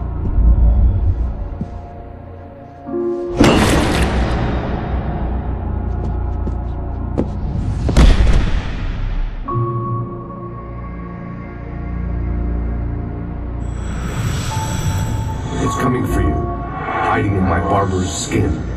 I'm too weak to stop it. You must turn the lights on. I promised I'd come visit you and your lovely wife. You must finish what you started. I insist. You must turn the lights on. Turn the light on. Back to work, boy.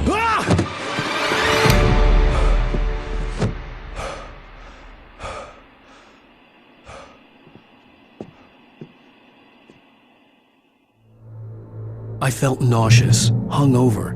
Only anger kept me going. I can't tell reality from dream anymore, but it seems I have an imaginary editor to help me. She's an old woman in a funeral dress. I call her Barbara Jagger. She's very strict. I'm writing faster and faster. My manuscript is being heavily revised. The edits are getting very aggressive, and each day there's less of me and more of her. I hate it, but I know she's right. She promises me I can save Alice this way. She knows more of this than I do. About the complex incantation I'm attempting. About this place. She's worked with another writer under similar circumstances, Thomas Zane. The genre of the story seems to be shifting. It's turning into a horror story. I'm getting close. I can feel it.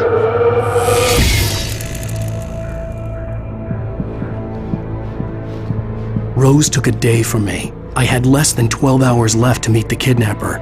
All I could do was get Barry into the car, work something out once I got on the road. Welcome to the Oh Dear Diner. What can I get you today? Coffee? I couldn't work up much hate for Rose. Something had used her to get to me and left its mark. My gun and flashlight were gone. I'd have to find a way to get Barry into the car as quickly as possible. There was no time to waste.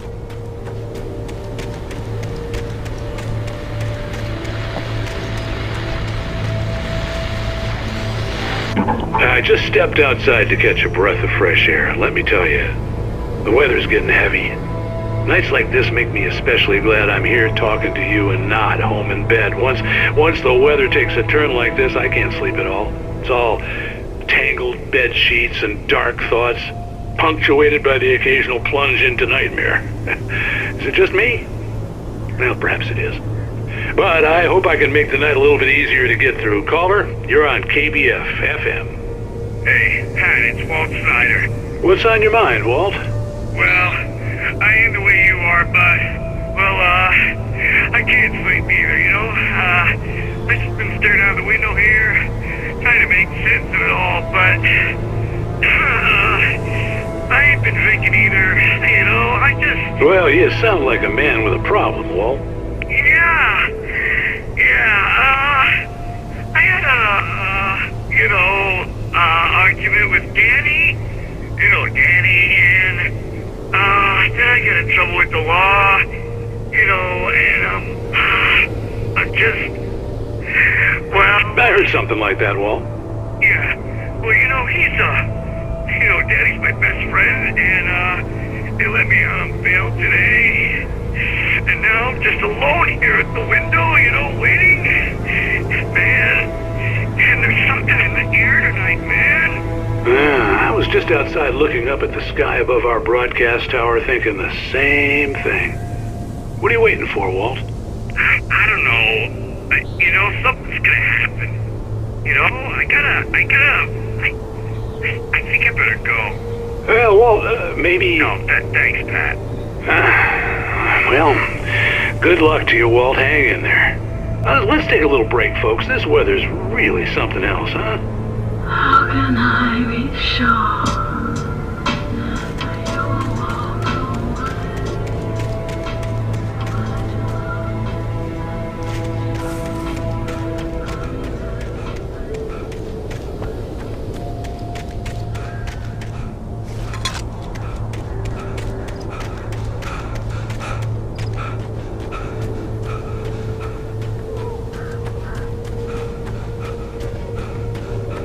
Oh, you're gonna get it now.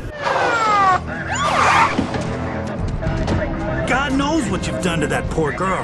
This is Agent Nightingale, FBI! Get him up, Hemingway! You're under arrest! You move a muscle, I'll unload right in your goddamn face! Stay right where you are, Slane!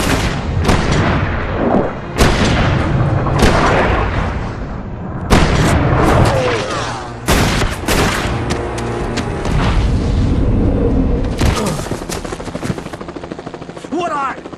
I'm standing right here, you goddamn maniac!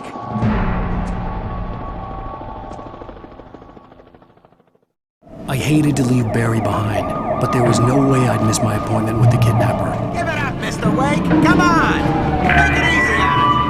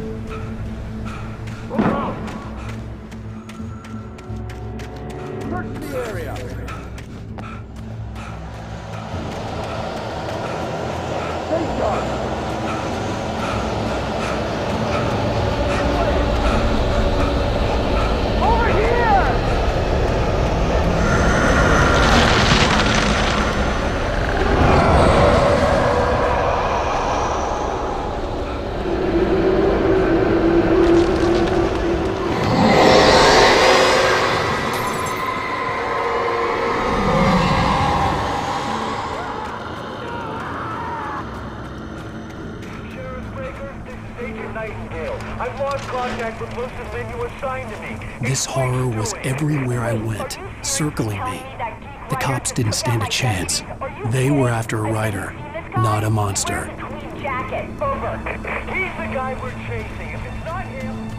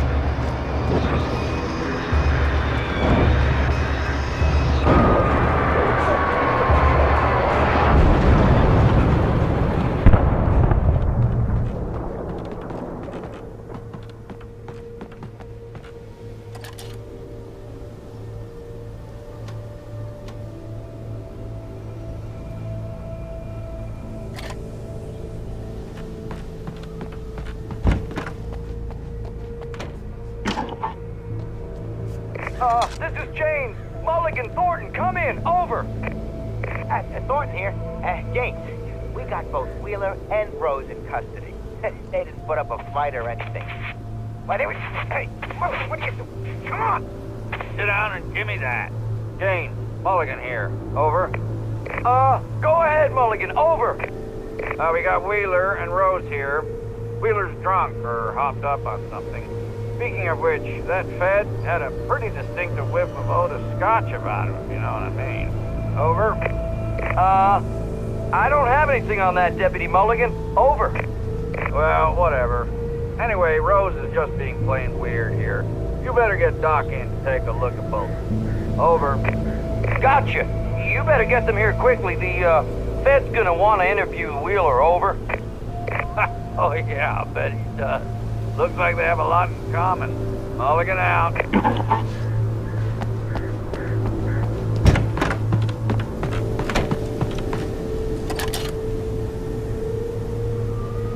I could see the lights at the radio station in the distance.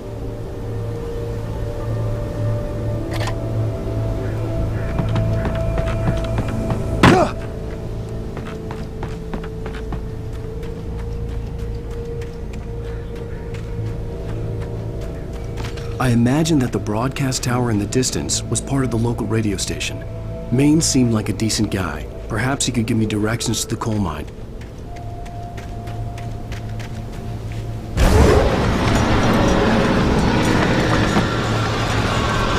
Unnatural shadows. The darkness that was after me was trying to stop me. I wouldn't get through without a light.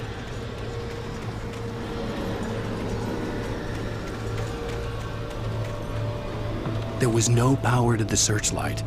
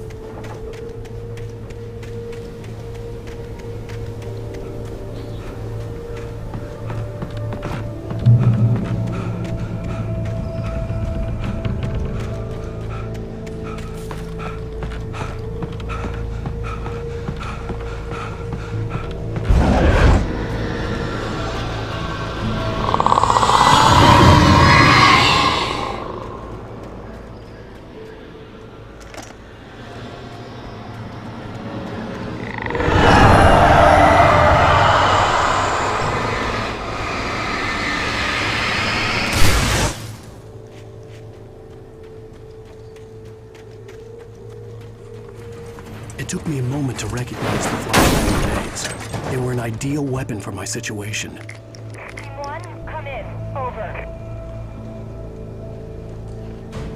Team 1, this is Sheriff Breaker. Report. Over.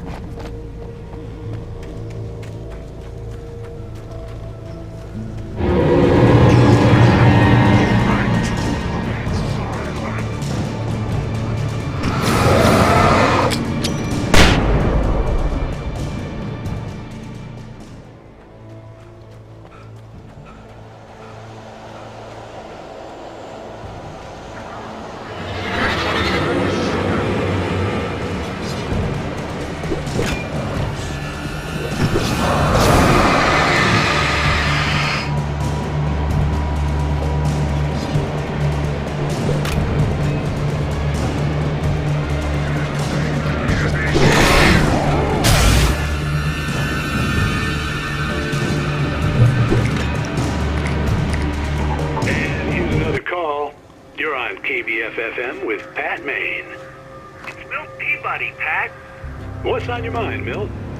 Well, I live near the trailer park, Pat, and there's a big ruckus going on over there.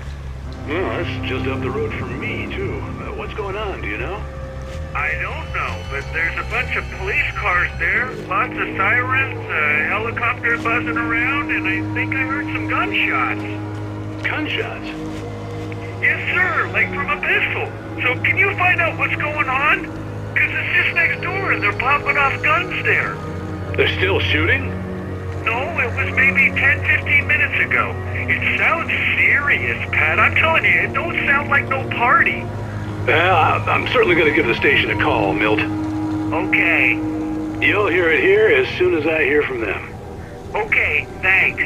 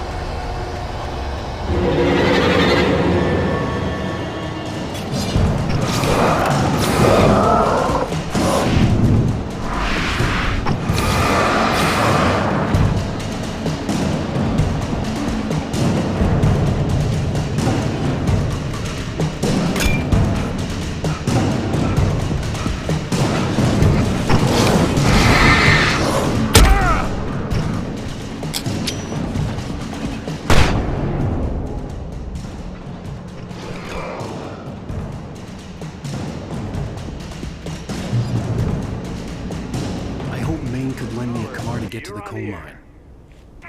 It's Lorna Miles. Oh, why, hello, Lorna. What do you have for us?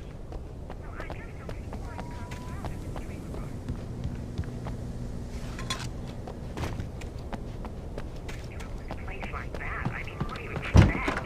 The sheriff should be helping us normal citizens instead of wasting resources on those people. Well, Let the try to sort themselves out. I'm sorry, but my granddaddy settled in Bright Falls in 1911. well, thank you very much for that compassionate viewpoint, Lorna. Oh, here's a little surprise. The famous writer Alan Wake just walked in, folks. I'm going to see if I can talk him into an interview. Come on in, Mr. Wake. Oh, I'm so glad you could find the time to do this, Mr. Wake. Nowhere to run now, Dan Brown. You back away from me. Don't hurt. Whoa. Everyone calm down. Put the gun down. We're all friends here, right? Cool your jets, Nightingale. We got him. What the hell's the matter with you? There's a civilian in there.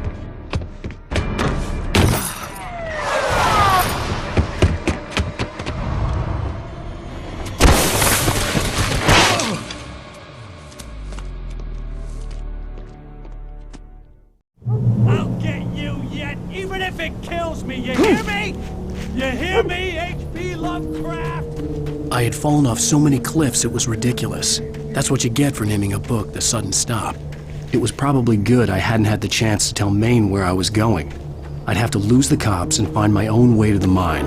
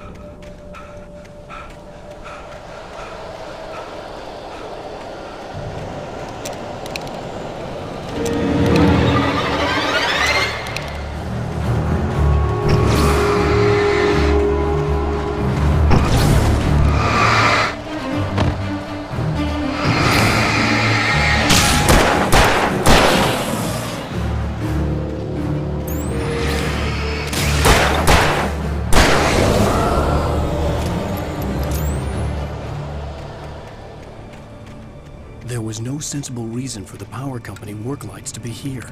It was almost as if they'd been left for someone like me to use.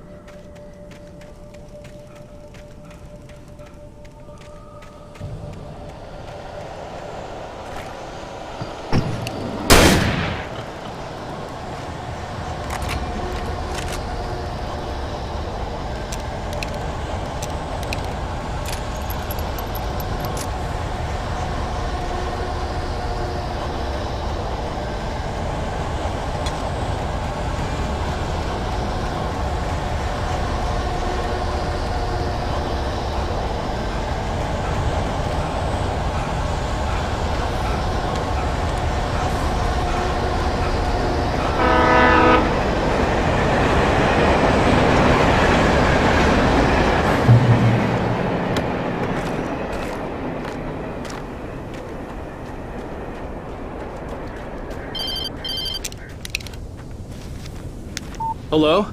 The most stubborn man I've ever met. Alice? Alice? Alan. Alan. I'm so afraid. It keeps me in the dark. Please help me. I look at you, Alan, and it's not you. It's something else. Looking out from behind your eyes. Alice, I'm here.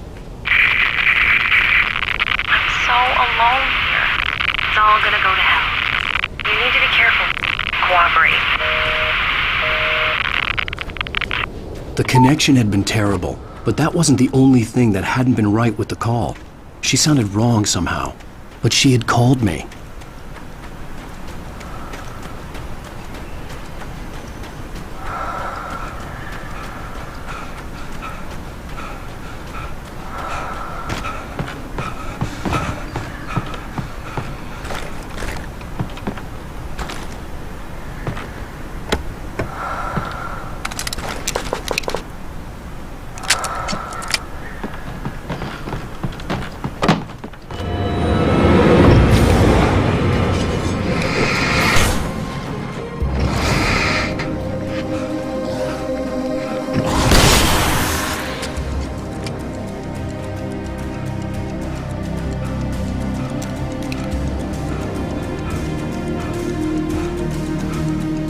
See a railway bridge up ahead, and a warehouse of some sort on the opposite shore. I hoped I could find a car from there.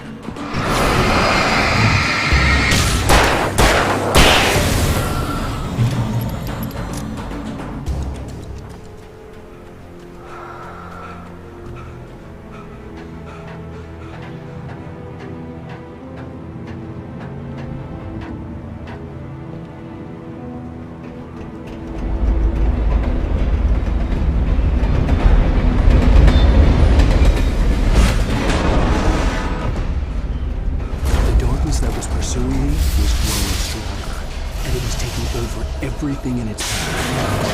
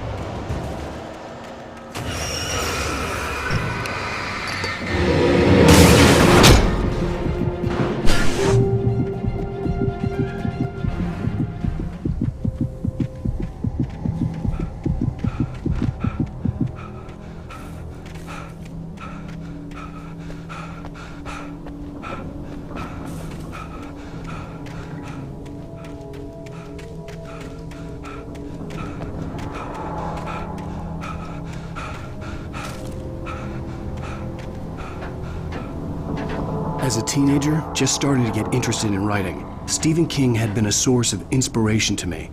I thought about all the inanimate objects that had come to life in his books. No one is safe in a good horror story. Certainly not the protagonist. That's what makes them fun. This was anything but. The darkness could possess anything, and it was getting closer.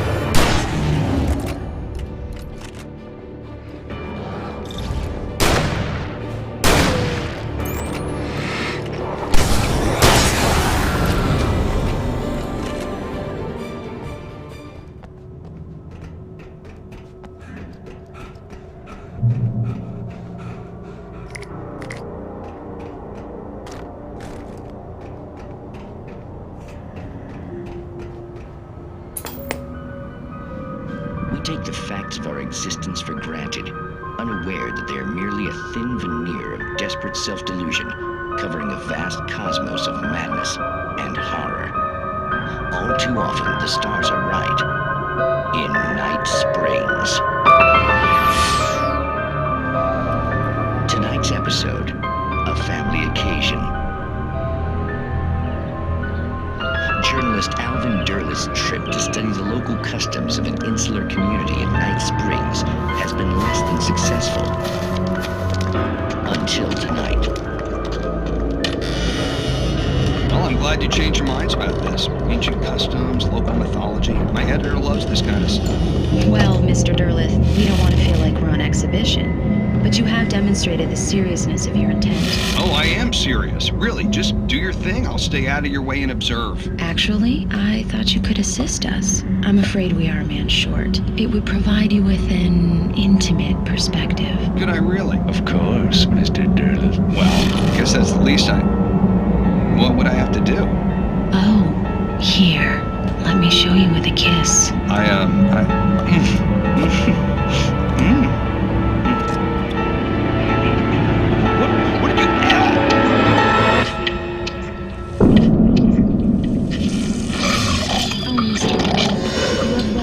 Nixie Perka, the dweller in flesh. Your body shall host his thousand young. None shall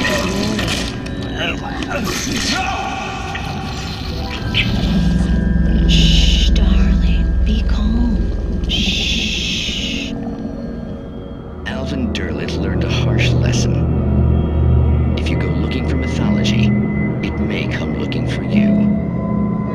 And such quests always bear fruit. Springs.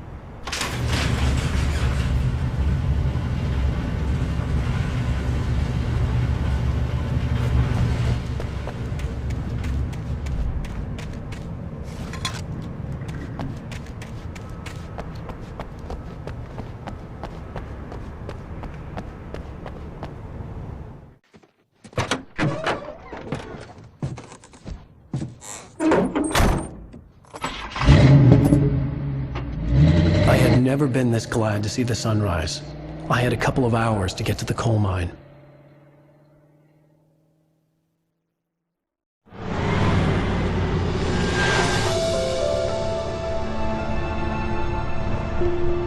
The coal mine wasn't far now.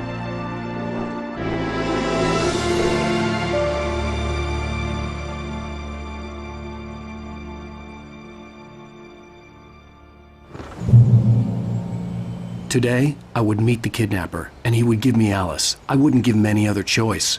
A drowning man will clutch at a straw.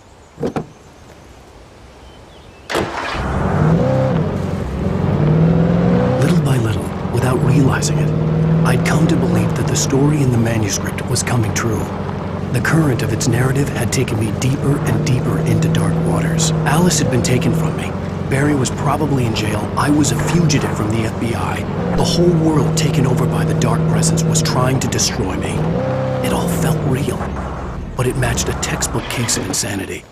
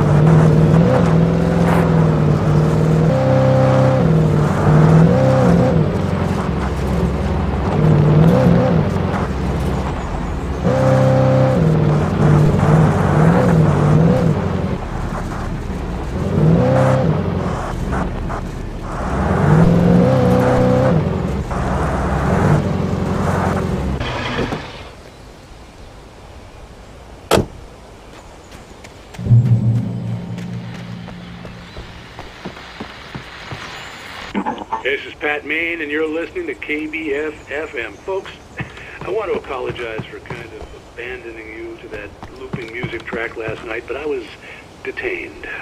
You see, I encountered a big-shot G-man with an itchy trigger finger who could use a lesson in manners and a boot in the ass, not necessarily in that order either. Now, folks, I know I'm not being very informative here, and I apologize for that. I really should just keep quiet, but I'm just so peeved right now, because some people just shouldn't be carrying badges. I'm just glad that our Sheriff Breaker was there to straighten things out. And if someone I met last night is listening, let me just say, I'm sorry if my mouth got you in trouble. I'm pretty sure you're not the bad guy here. Godspeed, son. I hope you know what you're doing. Now, on a lighter note, I'll be talking to Dr. Nelson all morning. But first, a little music.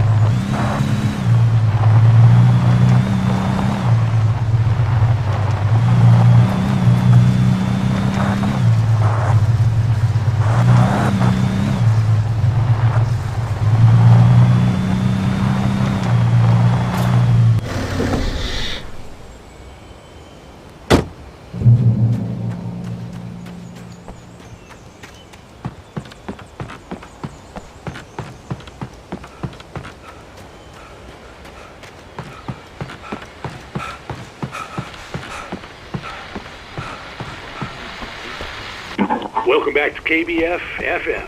Hope you enjoyed that tune. Now, Doc, you were talking about life and finding that special someone, that soulmate. Well, you were talking about that. I was saying I don't buy it. Well, see, to me, that's strange, because I always pegged you as a hopeless romantic. You got me there, Pat. But I think love's where you look for it. And you need to do a lot of looking, sure. But the idea that there's that one special person out there for you, And if you miss that chance, it's gone forever and you're forever incomplete. I mean, isn't that depressing? Or, heck, childish even? There's plenty of fish in the sea. And apparently a fisherman has a fishing analogy for everything, but what you're saying, isn't that a little harsh? Well, no. What I am saying is that your potential for finding that connection isn't limited to what's essentially a chance encounter. How is that harsh? Yeah, well, I guess that's a nice thought, but let me say something personal here. Okay. Now, well, I don't disagree with you exactly, but I can't really fit that together with what I feel, what I felt for someone, because she was the one. She was. And I let her drift away from me. Maybe I didn't put in the work, I don't know, but, well, since then, and it was a long time ago, but since then there hasn't been anyone, not like her. And I'm not saying I dwell on her or haven't moved on. I like my life. I'm not living in the past, but I do miss the way she completed me. You can't argue with the heart, Pat. I'm sorry, folks. I had kind of a scary experience last night, and let's just say it's shaken a few things loose.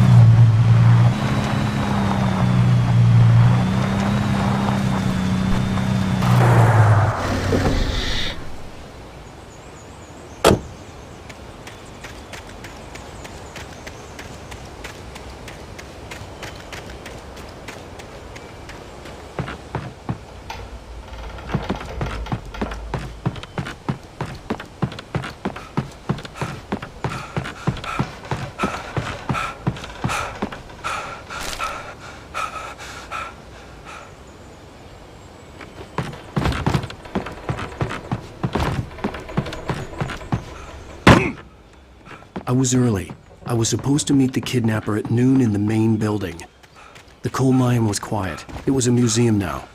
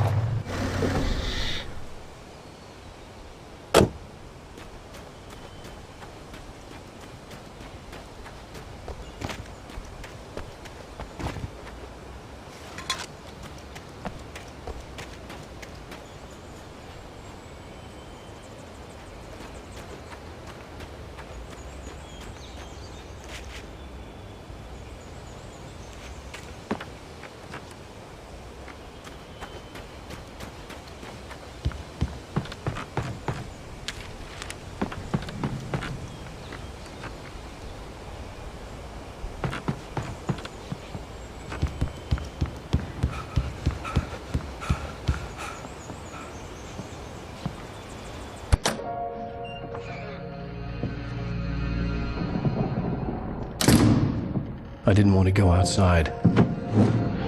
Cops had to be looking for me. The noon sun turned the place into a sauna. The day dragged on.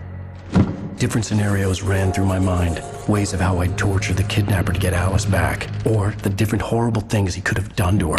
I imagined her dead. I had no way of knowing she was still alive. It was killing me.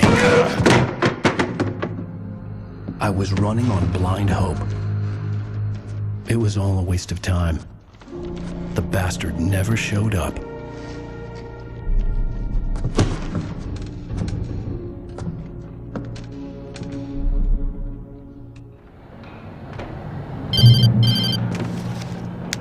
Wake. Where the hell are you? Change of plans. You know where Mirror Peak is? It's a big mountain north of where you are. You follow the path from the mine, you can't miss it. There's a lookout point there. I'll be waiting. I'm through being jerked around by you. You want to see your wife alive? Because if you do, you better watch what you say to me. Do we understand each other? I want to talk to Alice. Yeah, and I want the manuscript. Don't keep me waiting, Wake. Hello?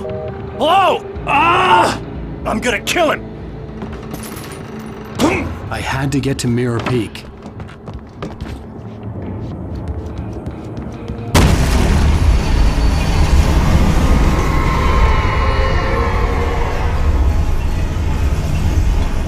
It was close. Maybe closer than ever before.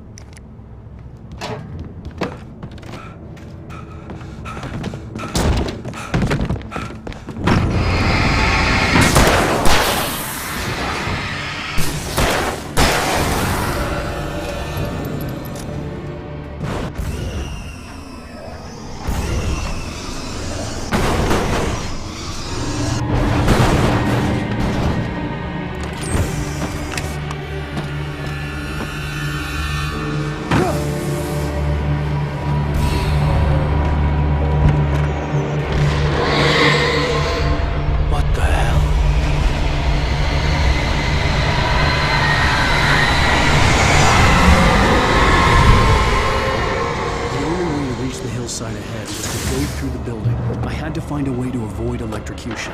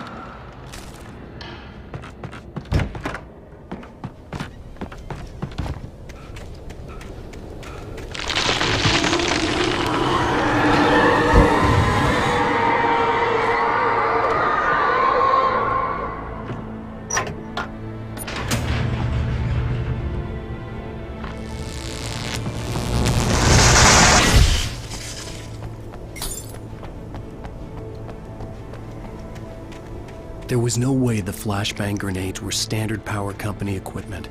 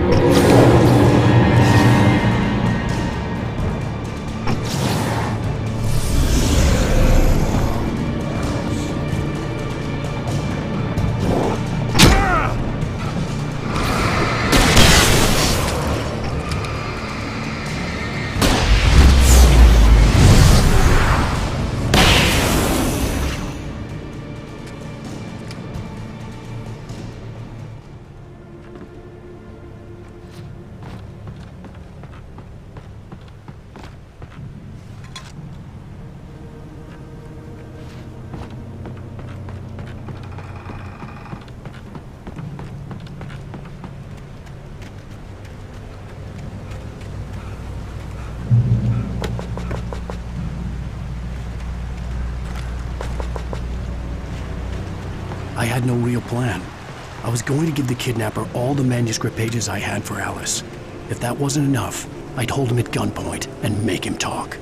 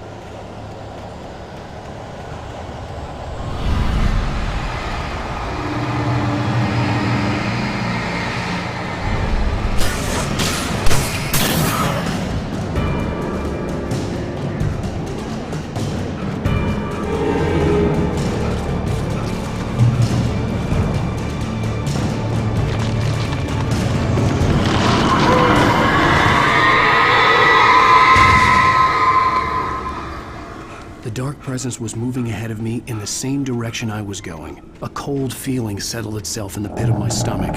Was it going for Alice? The graveyard shift may cause cancer.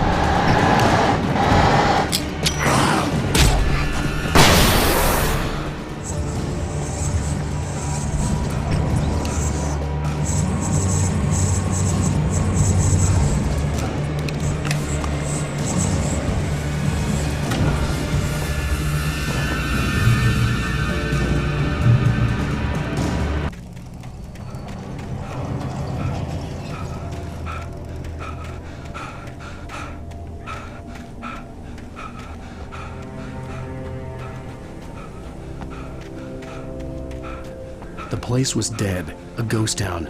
Had been for decades, maybe a century.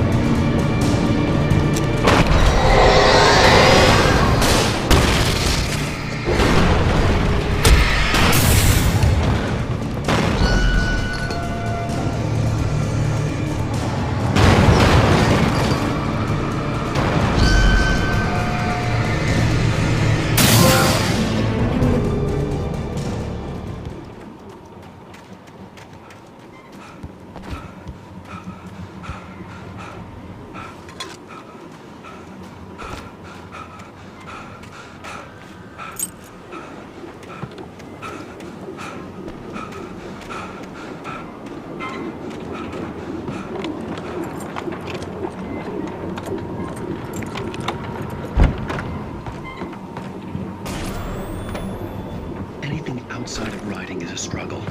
I feel ill. I managed to make my way downstairs. There's a shoebox filled with books and papers by Thomas Zane. It's very hard to focus, but I managed to read some of it. He's a poet, and a good one. He writes of muses and creators summoning fabulous things from a magic lake, using his powers to shape the world of a realm of gods and dreams and demons, dark things that wait for a chance to slip through, wearing the flesh of men as disguise. Zane writes about himself, his girlfriend being taken over by a dark presence, about growing scared of the lake. Zane believes it's a mirror to the gaping void of darkness above, where some Lovecraftian presence lurks. I crawl back upstairs.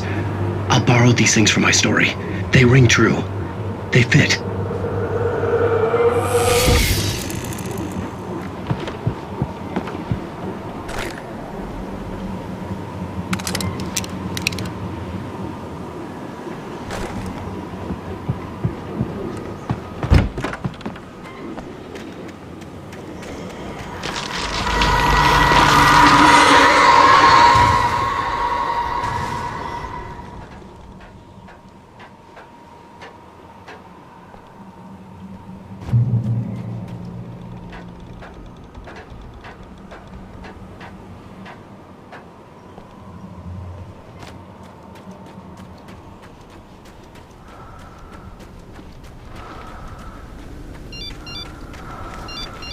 The kidnapper had sent me a text.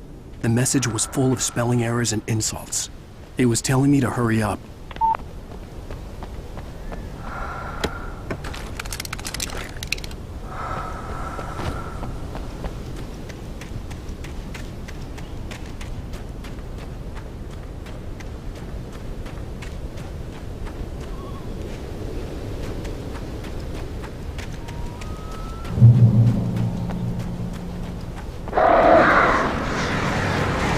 Alice.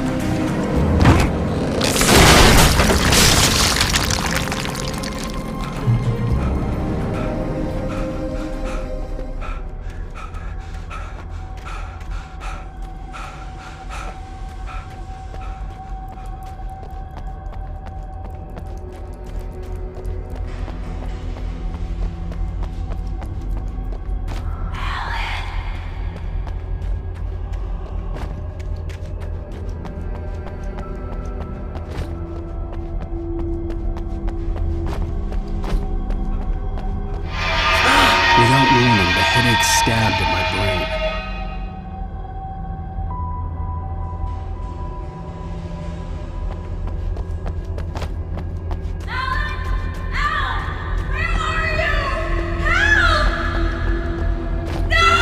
Alice?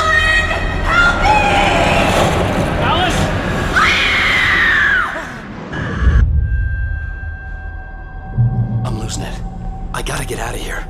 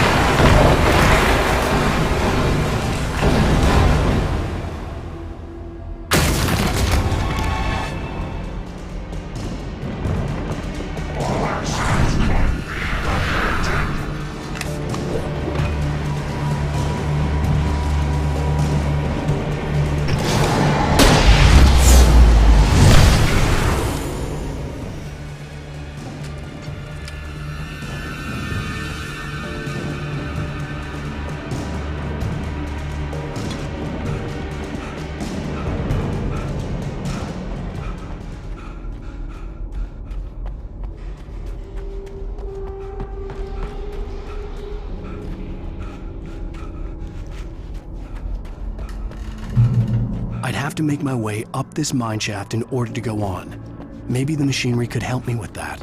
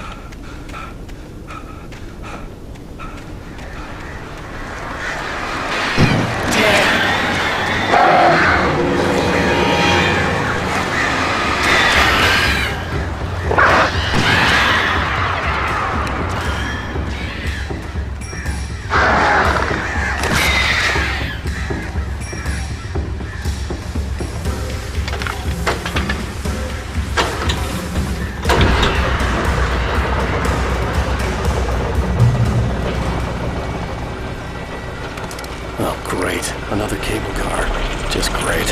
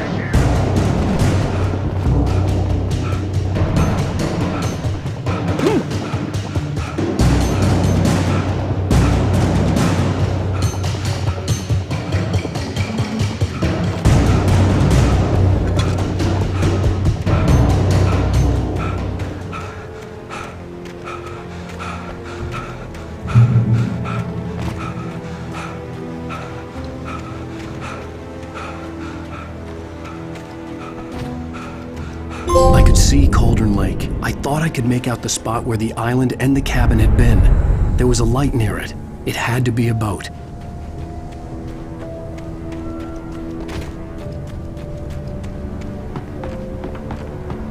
I was close now. I had to get there fast. I dreaded what I would find.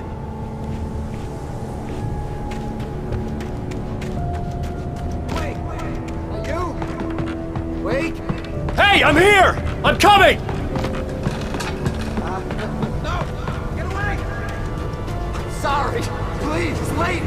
The boss didn't know who he was messing with. I didn't know. I swear, I didn't know. We don't have